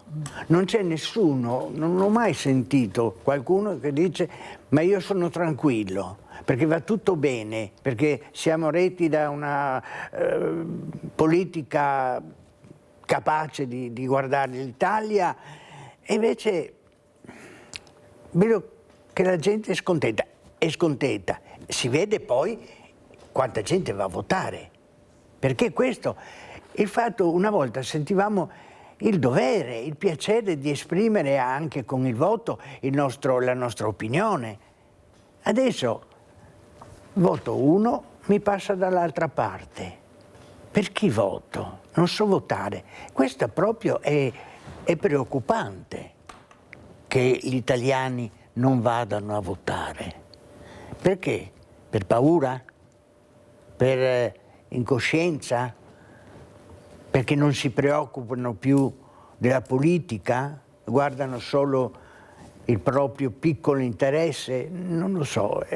A me è un momento che mi fa veramente preoccupare. Non penso alla guerra, per l'amor del cielo, non arrivo a questi pensieri. Io ho 90 anni, quindi ormai è inutile che vada a pensare a tante cose, ma penso sempre che mondo avranno i giovani. E allora? Barnier, come commentiamo questa telefonata di Saverio da Verona? Questa donna che piace, questa donna che è su da 4 anni, che tiene unito il governo. Unito, insomma, così, insomma, un po', insomma, hanno un contrasto al giorno, però stanno insieme. Ma loro i panni se li lavano in casa, sì, sì, beh, anche fuori, a dire il vero. Ultimamente ultimamente. No, che dire, certamente lei ha avuto la fortuna di trovare praticamente questo centro-sinistra che gli ha offerto la possibilità di conquistare la guida del paese con una legge elettorale suicida da un lato e poi con le divisioni che sono incomprensibili, insomma. Per quanto riguarda i problemi, sì, sarà lì da 4 anni, ma noi abbiamo la povertà che aumenta, un lavoro povero, una situazione sociale estremamente pesante e grave che sta insomma, vediamo l'altro giorno cosa è saltato fuori, lo scandalo del Globo, mi pare si chiama, cosa pagavano 2 euro. Abbiamo avuto stamattina ospite. Ecco, insomma, questa è la situazione tragica che abbiamo. Poi sul ponte, il ponte, insomma, una volta l'hanno fatto persino i romani, ma durò poco perché dovevano spostare gli elefanti. Hanno fatto un ponte di barche di legno, hanno fatto passare gli elefanti. È l'unica volta che il ponte di Messina ha funzionato. Ma io non lo so, noi spendiamo miliardi, perché non sono i 13 miliardi, perché le osservazioni fatte dalla magistratura sulla spesa è camuffata. Ma è una vita che paghiamo sto ponte, sì, perché è una vita che lo paghiamo e nessuno lo dice questo. Oltretutto, ma la questione è vera, e poi una volta che fanno il ponte, da Napoli in giù hanno una situazione ferroviaria che fa spavento.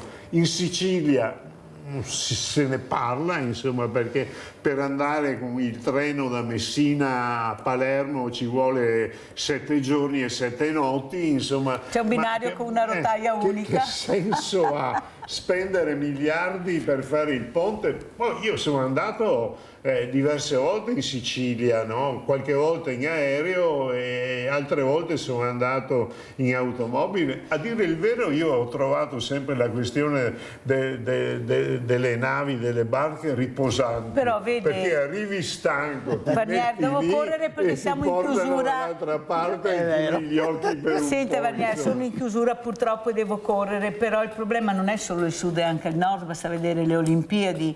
Io ho avuto un responsabile dei trasporti che ha detto a noi quelle strutture che stanno facendo, quelle infrastrutture non serviranno a niente, a noi non servono, quelle cose non servono. Non è forse il momento che il denaro pubblico deve essere una cosa sacra, deve essere trasparente su cosa vuoi fare, come vengono spesi questi soldi, il perché? Perché sa, i sogni con i denari pubblici, anche no, I sogni te li fai con i tuoi soldi, il denaro pubblico, quando tu veramente lo impieghi con delle cifre pazzesche, deve avere l'approvazione del popolo italiano. Ecco, qua dovrebbero fare i referendum.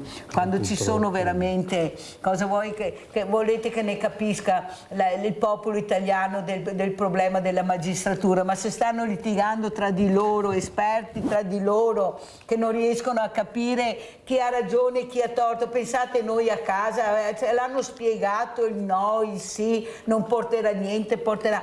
Ma noi abbiamo bisogno di dare la nostra voce su altre cose, ad esempio... sul fine vita non ci interpellano, perché? Perché è un tema delicato, perché è coinvolta la Chiesa, è coinvolto il Vaticano, abbiamo questo enorme problema, allora per non toccare, ma il referendum costa tantissimi soldi buttati per delle cose che noi poi non risolveranno i problemi, perché questa è la verità, il problema ma lo dicono loro stessi che non risolveranno il problema della giustizia, ma serve a qualcuno per diventare più forte. Certo. Allora ma che lo dicano chiaramente? Ma perché non parlano chiaramente? Ma sono pagati quei soldi nostri che dicano le verità? Ma perché devono sempre nascondere la verità? Perché la verità fa male, se la dico non mi votano più, oppure votano da un'altra parte. La sinistra che invece di colpire la Meloni sta colpendo Eddie Schlein. Ecco, vogliono eliminare, non va bene, invece di vedere, non si riesce più a capire, questa non va bene, questa donna assolutamente no, e stanno colpendo chi magari ha portato la sinistra a recuperare un po'. A recuperare, cioè non si riesce a capire qual è l'obiettivo, sia da una parte che dall'altra. Lei, Vernier, come ci lascia? Oggi è San Valentino, a queste due donne, alla Meloni e alla Schlein, cosa vorrebbe dire? Visto che è San Valentino, facciamo gli auguri, dai. Visto che è San Valentino, facciamo gli auguri a tutte e due, però ecco, insomma, mandiamogli una rosa a entrambe. Però ecco che la rosa abbia quel profumo che le porta poi a ragionare e a fare le cose a favore del popolo italiano, e purtroppo questo non avviene.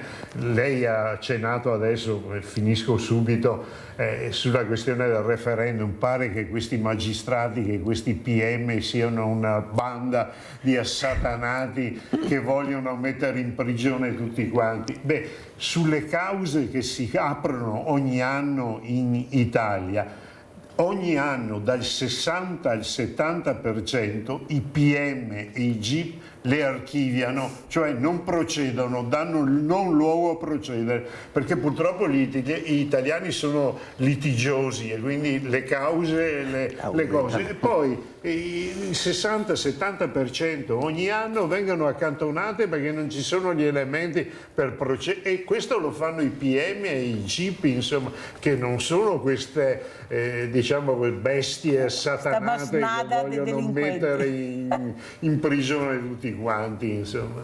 Grazie veramente a Giuliano Vernier, fa sempre piacere averlo ospite, poi ognuno a casa fa le proprie riflessioni, ma almeno spero che voi capiate che ho della gente veramente preparata, poi ognuno con le proprie riflessioni, come si parlava prima. Dottor Patelli, questo libro, permesso che facciamo vedere, Radici strappate, eccolo qua, perché questo libro e perché Radici strappate? Allora, Radici strappate perché quello che, ecco, torniamo a me quando ero bambino, quindi io l'ho scritto, ma l'ho scritto come se l'avesse scritto quel bambino di 10 anni che di notte è dovuto scappare, e l'ho trovato, quella notte quello che mi è successo l'ho trovato una cosa ingiusta, io non guardavo logicamente quella volta la politica, c'era la paura perché quella l'ho provata tanta nel periodo dell'occupazione degli slavi, ma da bambino io ero felice nel mio paese dove ero nato, sì, ero il nipote, il figlio del farmacista, ma questo non aveva nessuna importanza. I miei amici erano i figli dei contadini, andavo a pascolare. Dove era lei? Di Visinada d'Istria, un paesetto piccolo a metà strada fra Trieste e Pola, e io ero uno di loro, andavo a pascolare le pecore e loro, mi divertivo, e a un certo momento non trovavo giusto che mi venisse tolta questa mia felicità, questa mia infanzia, quindi una piantina alla quale vengono strappate le radici. Sa che è riuscito a commuovere Giuliano Verniere, non è facile? Lo sa che ci è riuscito?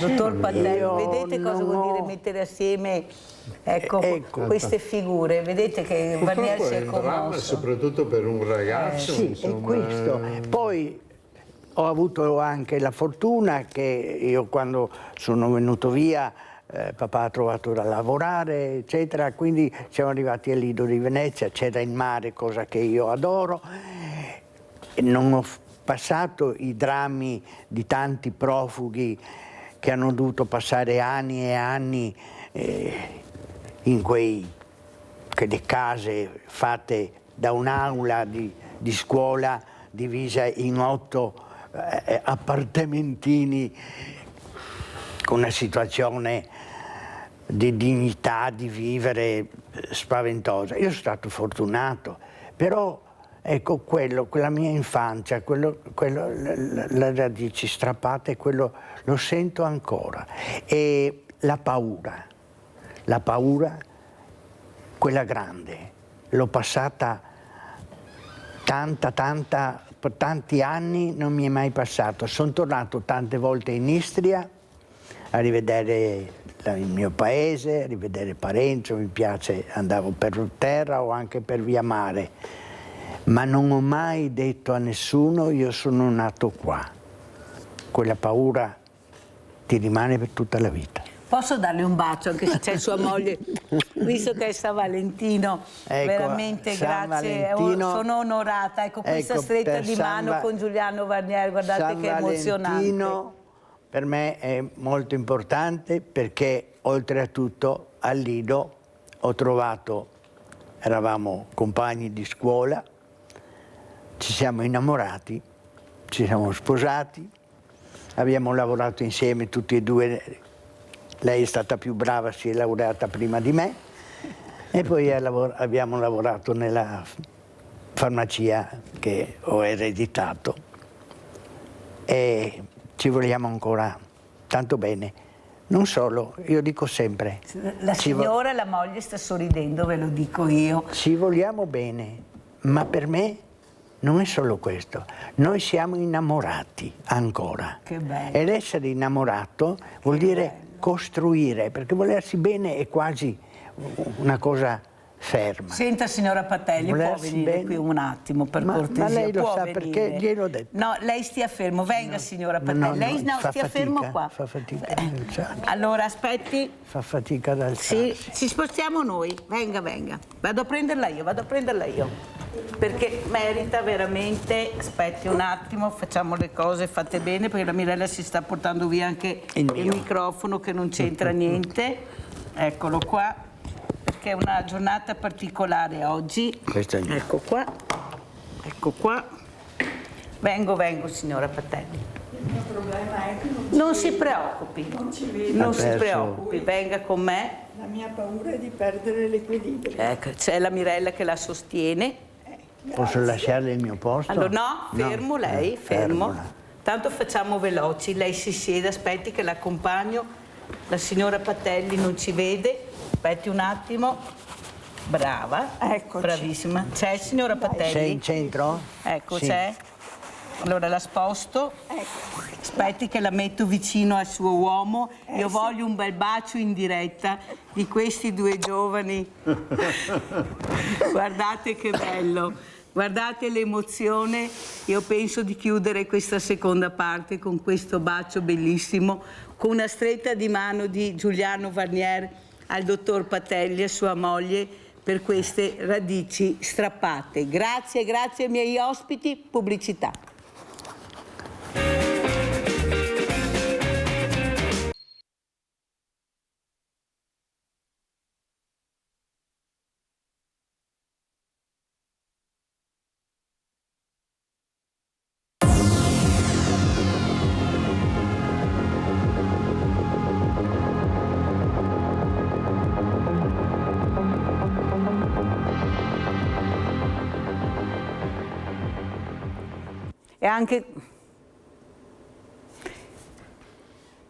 E anche questo sabato parliamo con lezioni di sicurezza.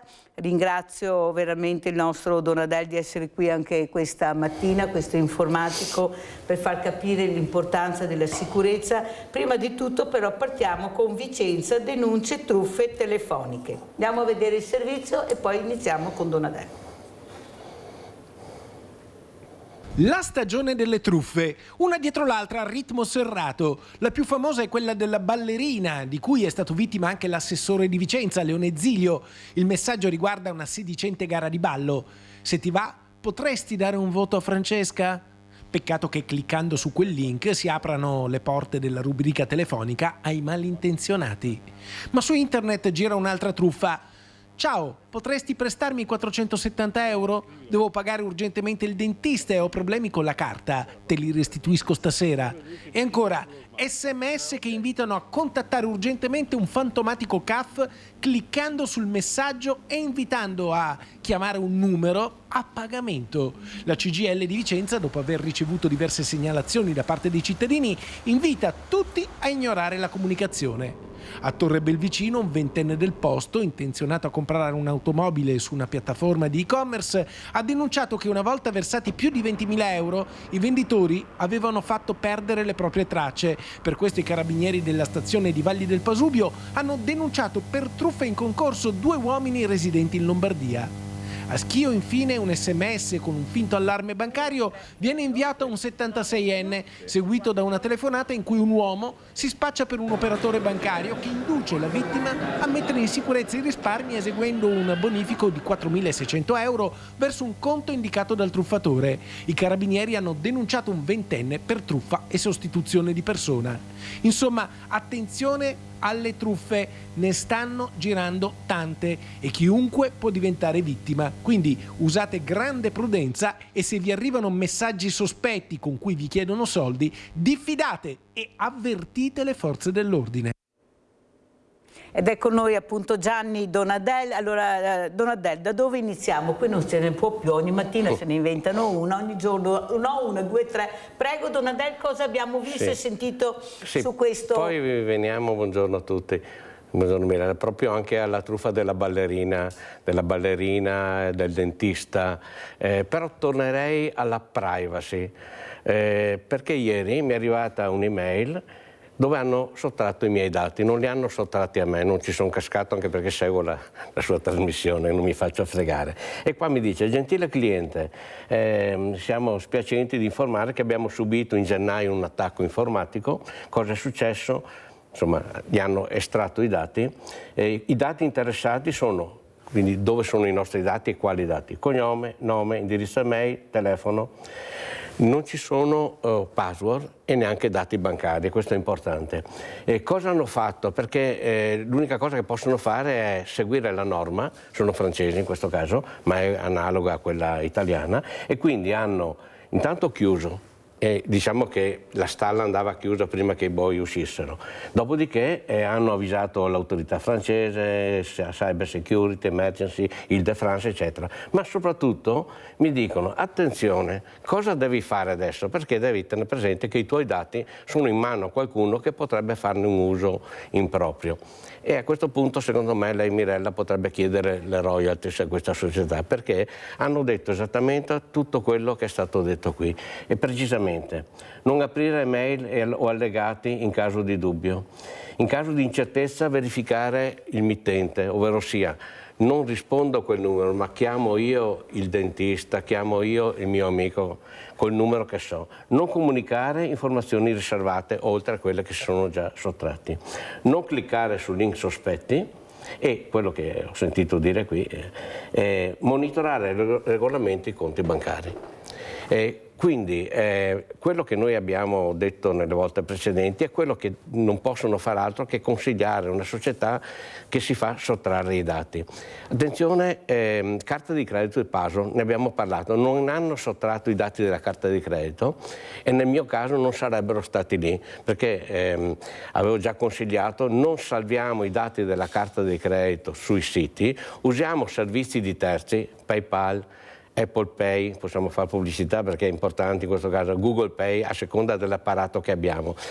È vero che noi abbiamo dato i nostri dati a queste società, ma se queste società se li fanno rubare, allora meritiamo l'estinzione, perché sono talmente preparate, meritiamo non di tornare al contante, di tornare come nel Medioevo a usare il sale come moneta di scambio, alle conchiglie, al baratto, al dono. Quindi dobbiamo fidarci di queste società e non fornire la carta di credito ad altri servizi.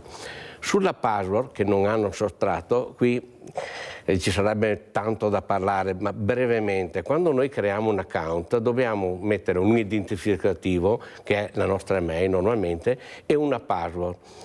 E abbiamo l'abitudine di usare la stessa password per account diversi. È una comodità perché devo ricordarmene solo una, ma nel momento in cui io avessi avuto e non ho la stessa password per account diversi. Ascolta, Don Adele, spieghiamo cos'è la password, perché qualcuno a casa certo. magari non lo Quando sa. noi mettiamo il nostro indirizzo email poi ci chiedono di digitare una password che abbiamo dichiarato all'inizio. Noi dobbiamo usarne una diversa per ogni servizio, dobbiamo scrivercele, non chiaramente lasciarle dentro nella custodia del telefono, perché se qualcuno mi sottrae la mia password e io ho la stessa per gli altri account, ci provano, vanno su Google, su Gmail e provano e trovando la stessa password entrano dentro. Tamara, la spresiamo, poi continuiamo, vai Tamara. Ciao Mirella. Ciao. Mirella, volevo chiedere al tuo ospite. Allora, io a gennaio sono stata truffata da un ragazzo che mi chiedeva sempre dei soldi. Io adesso vorrei capire come posso fare la denuncia, perché non so che denuncia devo fare, perché sono stata dai carabinieri, i carabinieri mi hanno detto di no, sono stata dalla polizia, della polizia mi hanno detto di no, e io non so dove andare a sbattere la testa, perché io da stupida, pensando che fosse una persona che conoscevo, gli ho dato questi 400 euro e poi io quanti? 400 euro. E dopo io questa persona l'ho chiamata pensando che fosse che li avessi ricevuti, invece mi ha detto no Tamara, non l'ho mai ricevuti. E io adesso non riesco, non so come fare, sono preoccupata anche perché questo continua adesso a chiedermi ancora soldi e io non so come fare. Guarda, è un casino, ho combinato un grande casino e vorrei una risposta dal tuo ospite. Grazie Mirella. Sì. Grazie certo, Tamara, certo. prego Don Adele. Le dico cosa deve fare. Per prima cosa affidarsi a una persona, un conoscente esperto, che sia non necessariamente un tecnico informatico, per capire il tipo di truffa. Cioè lei ha dato la carta di credito, cioè per evitare che la cosa continui. La prima cosa è questa e la stessa persona può darle una mano a fare la denuncia alla polizia postale. Poi dipende dal tipo di truffa, se fosse non so, una truffa bancaria, a volte la propria banca può essere obbligata a rimborsare, perché se io non riconosco un addebito a volte c'è questa possibilità. Quindi il consiglio è chiedere a una persona di fiducia che dia una mano, soprattutto per evitare che la cosa stia continuando, perché non mi è chiaro il tipo di truffa che ha subito. Quindi questo è quello che deve fare. Allora fatti aiutare, soprattutto sì. Vai dal sindaco, vai a nome mio dal sindaco, tu sei una persona fragile Tamara, non riesci a gestire da sola questa cosa, fai una cortesia, vai dal tuo sindaco, di pure che ti ho detto io spiega quello che ti è successo e assieme a lui vedete la strada da intraprendere, perché per te 400 euro sono veramente tanti, Tamara, ma veramente tanti. Almeno potevi chiamare la Mirella prima di fare sta roba. Va bene, Tamara, vai dal sindaco per cortesia e ferma sta storia, perché sennò io sono sicura che tu vai avanti e puoi ricaderci ancora. Donatella, intelligenza artificiale. Ah no, andiamo dove? Rimaniamo sulle truffe, Va bene, andiamo visto che è l'argomento della giornata. Continuiamo sulle truffe. Sì, andiamo sulla 1, quella sulla 1 che avevamo visto alla fine della volta scorsa, ovvero sia la truffa, diciamo, del parcheggio. Qui se andiamo a pagare il parcheggio col telefono, di solito inquadriamo quel QR code, se non paghiamo in contanti, e dovremmo provare con l'unghia. Ripeta QR code, cos'è? Sì, quel quadratino, ecco, è come un codice a barre. Impossibile, sì, ma c'è. Sì, infatti. QR code si chiama, in pratica è una specie, il successore del codice a barre. Inquadrandolo noi accediamo al sito dove fare il pagamento. Il problema è che, vedete lì, strappandolo, quello originale era quello sotto, quindi rischiamo due cose: di dare dei soldi al truffatore, ma non è l'1,50 €, i 2 euro il problema, ma gli diamo i dati della carta di credito. Quindi fare attenzione e possibilmente pagare in contanti. Rimanendo sull'automotive, sul mondo dell'auto, una truffa che ho sentito ieri in televisione, ma è un anno che sta girando a Roma, è che poi io potrei trovare nel parabrezza la solita multa.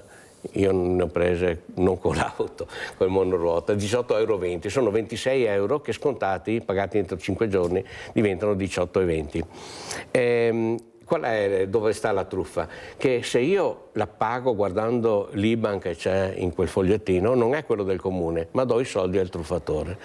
In pratica, con una stampantina, una piccola stampante termica, si riesce a fare, a copiare e duplicare esattamente una multa identica. In questo caso il consiglio è di andarla a pagare o in posta o dal tabacchino, perché se facciamo il bonifico arriva al truffatore. Se invece noi andiamo in posta o dal tabacchino, il codice che è indicato che è errato, il tabacchino ci dice no, guarda che non posso pagarla perché questa qui non è una multa elevata dal comune. Questo nel mondo dell'automotive. Invece se andiamo alla 2, visto che prima ho sentito parlare della truffa della ballerina, ve la spiego, guardiamo la parte sinistra, questa è quella reale, è Maria, mamma di Giulia, che io non conosco, però mi dice, senti, dai, clicca su questo link, dà il voto a mia figlia. Allora, ma perché non si può dare un voto alla bambina? E poi dice, quando avrai votato ti arriverà un SMS con un codice che tu dovrai digitare per confermare il voto. Tecnicamente in cosa consiste? Il truffatore che ha i miei dati, perché me li ha sottratti anche ieri, anche perché abbiamo già visto che i miei dati sono già finiti 13 volte estorti da qualche società. In pratica il truffatore cosa fa? Si prepara a rubarmi l'account di WhatsApp, però per rubarmelo ha bisogno del codice che gli arriva. Quindi se voi cliccate lì, mettete questo falso voto, vi arriva un numero che in realtà arriva da WhatsApp e fornendolo al truffatore, fornite al truffatore quel codice. Se guardiamo nella parte destra è vecchiotta, perché è del 7 gennaio 2025. Sono io che scrivo a mia figlia, davanti vi dico cosa c'era.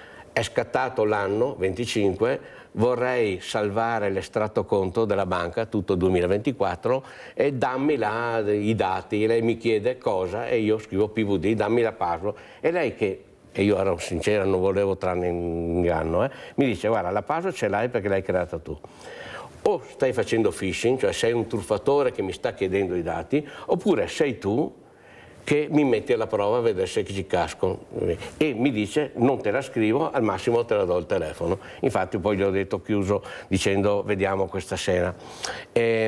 Non fornire mai dati al telefono nel senso a un SMS per un WhatsApp, non stiamo a digitare questi dati, perché poi cos'è che succede? Con questa truffa qua il truffatore ha in mano il mio WhatsApp, vede tutto quello che ho scritto, ma attenzione che un truffatore ha in mano il mio WhatsApp anche se qualcuno, nell'esempio successivo della 3 è il mio amico Enrico, se Enrico perdesse il telefono senza il codice, il truffatore ha in mano il WhatsApp. A Enrico non succede perché ha il codice di 6 cifre, gliel'ho messo io, quindi però funzionerebbe così. Il truffatore cosa fa? va sugli ultimi messaggi che ci siamo scambiati, non quelli di un'ora fa, e vede, questa è verità, che lui domani a pranzo mi ha invitato a pranzo. Quindi si spaccia per Enrico e mi dice: ciao Gianni, scusa il disturbo, la truffa del dentista che abbiamo sentito prima, mia figlia, scusate un attimo, ciao Gianni, scusa il disturbo, ho un problema con la carta di credito, devo pagare urgentemente il laboratorio del dentista, riesci a farmi un bonifico? Te lo restituisco domenica quando vieni a pranzo e mi raccomando a non portare niente. È attendibile un messaggio di questo tipo? Anzi, scusi, approfitto, porto la torta perché venire senza niente non mi pare bello. Allora, cosa dobbiamo fare per difenderci? Allora, noi dobbiamo essere diffidenti. Io gli telefono e se non mi risponde chiamo sua moglie che mi dirà: guarda che è nel bosco che sta tagliando gli alberi. O un figlio, qualcuno che conosco. E non facciamo bonifici. Lui, dall'altra parte, ma questo è solo un esempio simulato, deve avere il codice sul telefono o non cadere nella truffa della ballerina, perché quella lì è quella che permette al truffatore di venire in possesso dei nostri dati e soprattutto di WhatsApp, dove vedendo le conversazioni è facile capire dove possiamo. Un'altra cosa che si può fare, tra l'altro io la faccio da anni in famiglia, ma lo consiglia di recente addirittura l'FBI, di scambiarci un codice.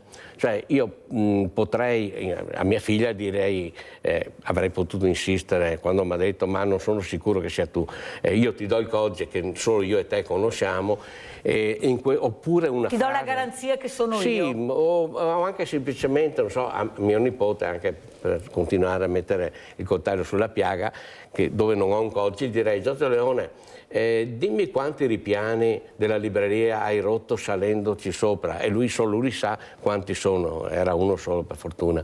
Quindi un qualcosa, Sì, una domanda che può, esatto, che solo sentite noi, che è importante. Esatto, solo noi, perché attenzione che il fatto della domanda è anche se ho la persona al telefono, perché purtroppo causa l'intelligenza artificiale è facile clonare la voce di una persona. 15 secondi di registrazione, noi qui stiamo parlando, quindi è disponibile a tutti. Qualcuno potrebbe telefonarci: io sento la voce della Mirella o la Mirella sente la mia voce, però nel dubbio, e deve venirci il dubbio, dobbiamo essere sospettosi. Quando dicevamo appunto l'informazione rende liberi, ci rende liberi di non farci fregare. Infatti lo spot che abbiamo visto all'inizio della trasmissione per dei familiari vittime della strada di Biagio Ciaramella, la voce era artificiale, fatta con l'intelligenza artificiale. Sì. Perciò la voce che voi avete sentito era fatta con l'intelligenza artificiale. Allora andiamo a vedere anche truffa al parroco. Andiamo a vedere questo parroco truffato. Oh, wow.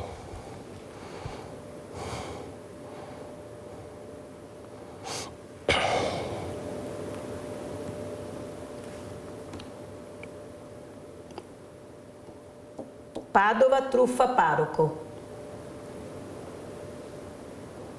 Non c'è più religione.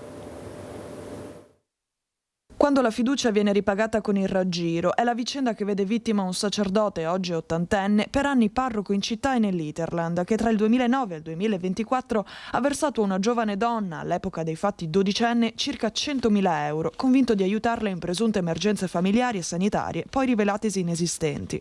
Il giudice per l'udienza preliminare di Padova ha condannato la 29enne serba, Nika Radmila, a 2 anni di reclusione e 1.000 euro di multa, oltre al risarcimento di oltre 64.000 euro in favore del sacerdote. La sentenza è stata emessa con rito abbreviato. La donna però è attualmente latitante dopo essere fuggita dagli arresti domiciliari. Le responsabilità riconosciute riguardano gli episodi successivi al 2018, i fatti precedenti sono stati dichiarati prescritti.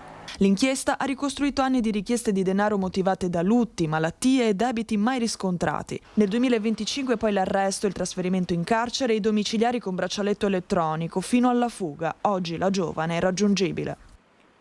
Truffe da tutte le parti, in qualsiasi modo, e poi vedete cosa. E se questi non hanno i soldi da pagare, come pagano il risarcimento? No, vorrei capire, 100.000 euro di risarcimento, ma se questi non vedete che risarcimento arriva, io vorrei capire cos'è la giustizia in questo senso. Leone da Trebasele, che vai Leone?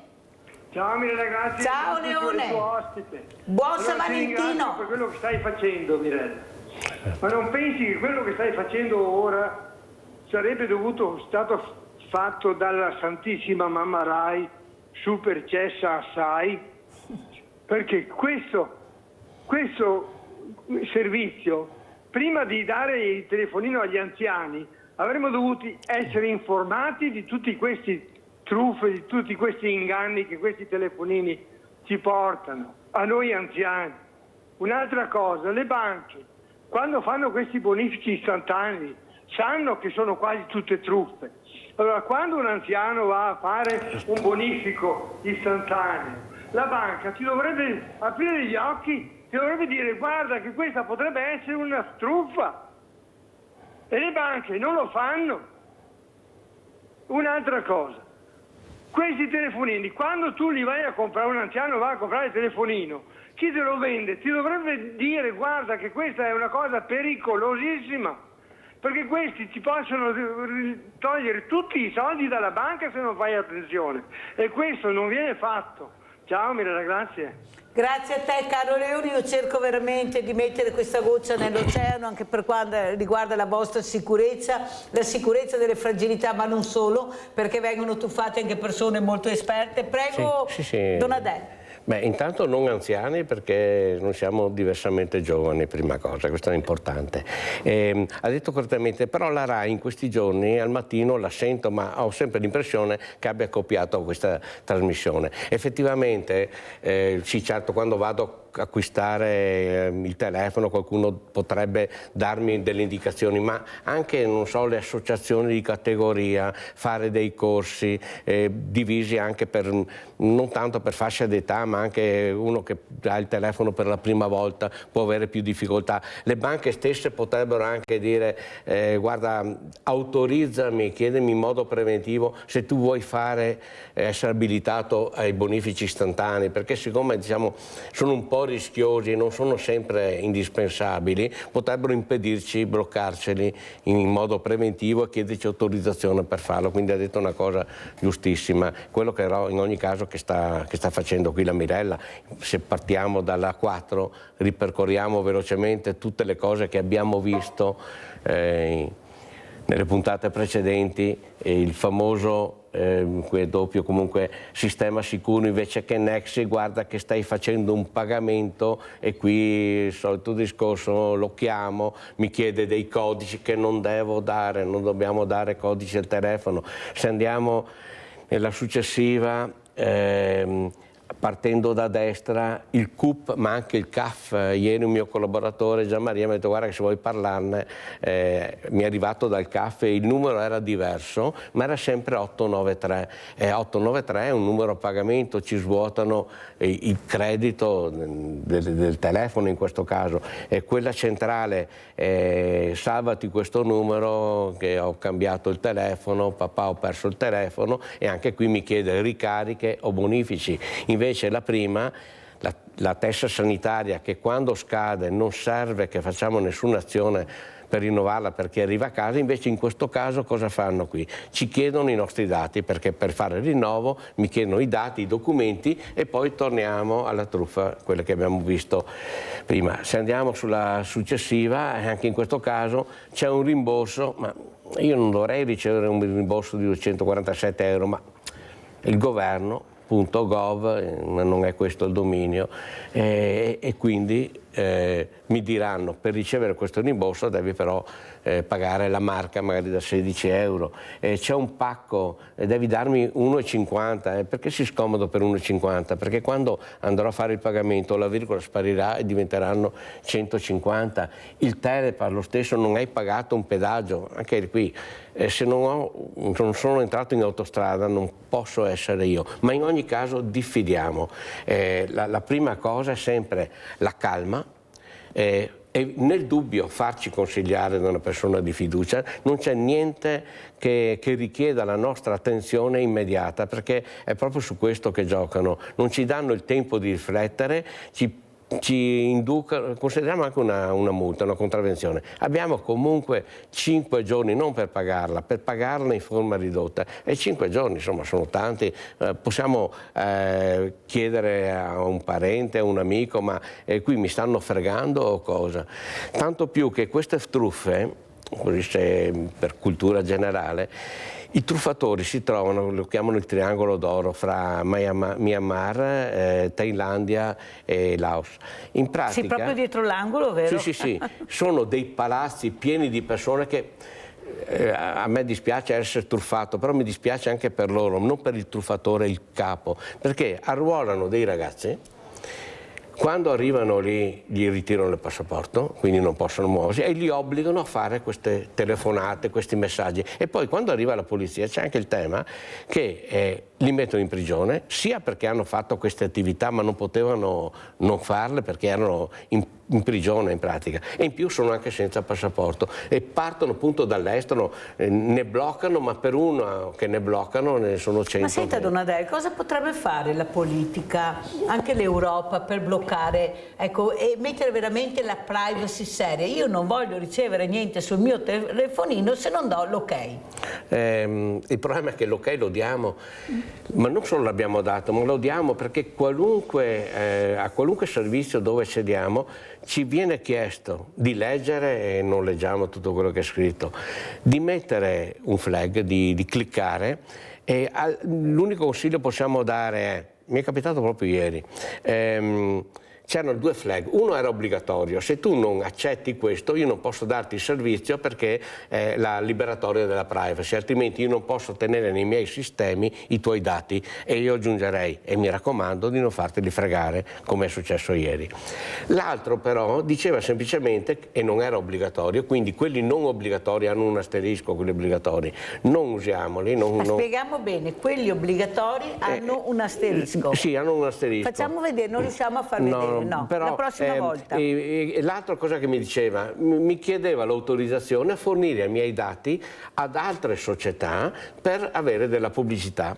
No, ma non perché non voglio avere la pubblicità, perché queste società non le conosco e ripeto, magari avranno anche dei buoni prodotti, ma non è detto che dal punto di vista di sicurezza informatica siano attrezzati per non farsi sottrarre i dati. La società che mi ha scritto ieri non era una piccolina, e quindi anche loro sono riusciti a farseli fregare. Avete capito? Quindi massima attenzione, calma.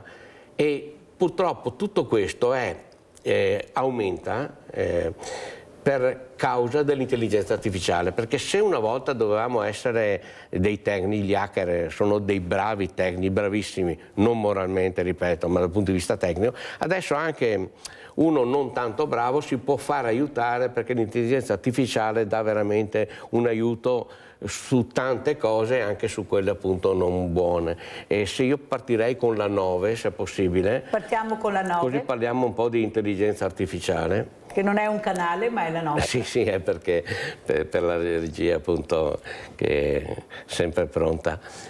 E allora, questa qui è un'immagine un po' anche forte magari. Allora, questa non è l'intelligenza artificiale, è quello che non è l'intelligenza artificiale. L'intelligenza artificiale non è un cervello, non pensa, non ha sentimenti, non ha emozioni, tantomeno è empatica.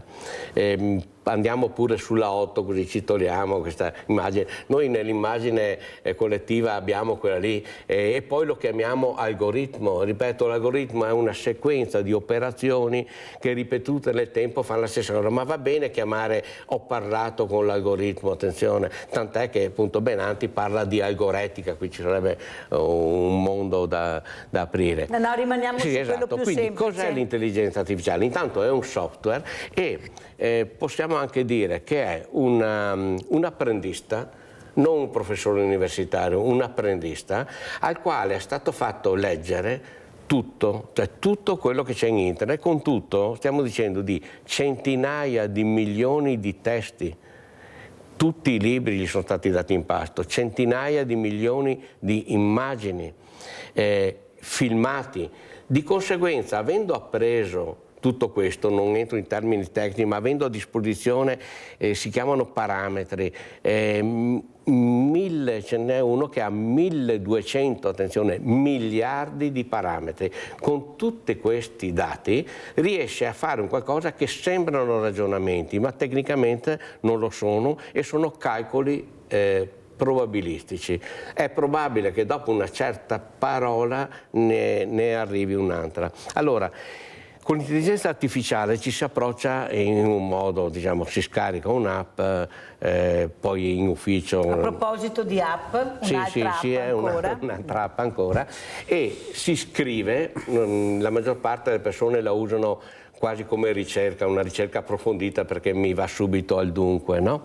Quindi si scrive, si chiamerebbe prompt la scrittura, e più chiaro io sono nella richiesta, come anche al mio collaboratore gli dicessi: guarda, devi cercarmi questa cosa, è importante che abbia questi parametri, che sia così, che sia, devi essere dettagliato, eccetera. Quindi io quanto più preciso sono nel fargli la domanda, tanto più precisa è la risposta. La risposta si chiama inferenza, è quella che consuma un'esagerazione di energia, attenzione, e ha bisogno di data center, e è quella che ci lascia stupiti. Tra poco lo sentiamo, non lo vediamo, lo sentiamo. Ci lascia stupiti. E a me non lascia stupito perché so come funziona. Quello che invece rimango ancora stupito di come riesce a comprendere la domanda. Facciamo perché alle 49 chiudiamo. Okay, prego Donadelli, vediamo cosa succede. Io adesso parlo con lei, nel senso che siccome ci parlo e posso scegliere la voce, ho scelto che sia una voce femminile, potrebbe essere maschile neutra, e anche il tono scherzoso. Quello che a me resta, mi meraviglia ancora, è anche i sottintesi, cioè il modo di come capisce l'ironia. Ascoltate. Sì. Buongiorno, ci sei qui? Buongiorno. Sì, sono qui, pronto a darti una mano. Dimmi pure di cosa hai bisogno. Scusa, pronto o pronta? Perché ho scelto la voce femminile. Hai ragione, con la voce femminile sarebbe pronta. Quindi direi proprio: eccomi pronta ad aiutarti. Una cosa, perché qualcuno potrebbe pensare che io stia telefonando a un'amica che si presta a fingere di essere un computer. Ma tu sei una persona umana o sei un software o un computer? Mi dici chi sei? Scusa, un'altra cosa, siamo in diretta TV, quindi non uscirti con qualche cavolata. Nessuna cavolata, tranquillo. Sono un'intelligenza artificiale, non sono una persona vera. Quindi, se siete in diretta, sappi che sto semplicemente rispondendo da un software, nulla di umano dietro. Va bene così? Sì, va bene. Ti dico, siamo su Rete Veneta, la storica, brava conduttrice qui alla mia sinistra si chiama Mirella, e il pubblico è formato da persone della mia età, un po' avanti negli anni, che noi chiamiamo diversamente giovani. Se vuoi farci un saluto magari. Un saluto grande a Mirella e a tutti voi in studio. È un piacere essere qui con voi, anche se in forma digitale. Vi auguro una splendida giornata. E tu hai un nome per caso? No, niente nomi personali per me. Puoi considerarmi semplicemente come il tuo assistente virtuale, sempre pronto ad aiutarti. Posso dartene uno? Questa volta no. Io non tratto dati personali e non ne chiedo. Sono qui per darti informazioni, ma senza scambi personali. Va bene, allora, considerando che oggi è sabato, ci puoi fare un augurio per la giornata di domani, a noi tutti qui? Certo, vi auguro una domenica piena di serenità, buon riposo e magari qualche momento di gioia da condividere. Buona domenica a tutti voi.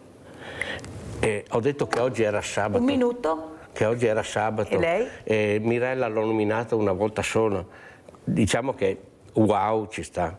Cioè è una cosa sconvolgente, incredibile. Quindi immaginiamo poi nell'ambito lavorativo cosa può fare, come andrebbe utilizzata, e non semplicemente dire correggimi l'email o fammi una sintesi dell'email. È una cosa che... Allora, l'informazione in questo caso non ci rende liberi, sono i governi che devono cercare di mettere il guardrail a questi strumenti, però almeno dire ho sentito cos'è. Allora diciamo buon San Valentino Gianni Donadelli. Sì, certo, potevamo chiederglielo. L'abbiamo detto noi, buon San Valentino a tutti voi, grazie, grazie, e adesso vi lascio con questa musica bellissima, Sinfonie di un dono, perché ve la meritate, e ricorderemo anche queste meravigliose figure, questi ragazzi, questi musicisti che non ci sono più.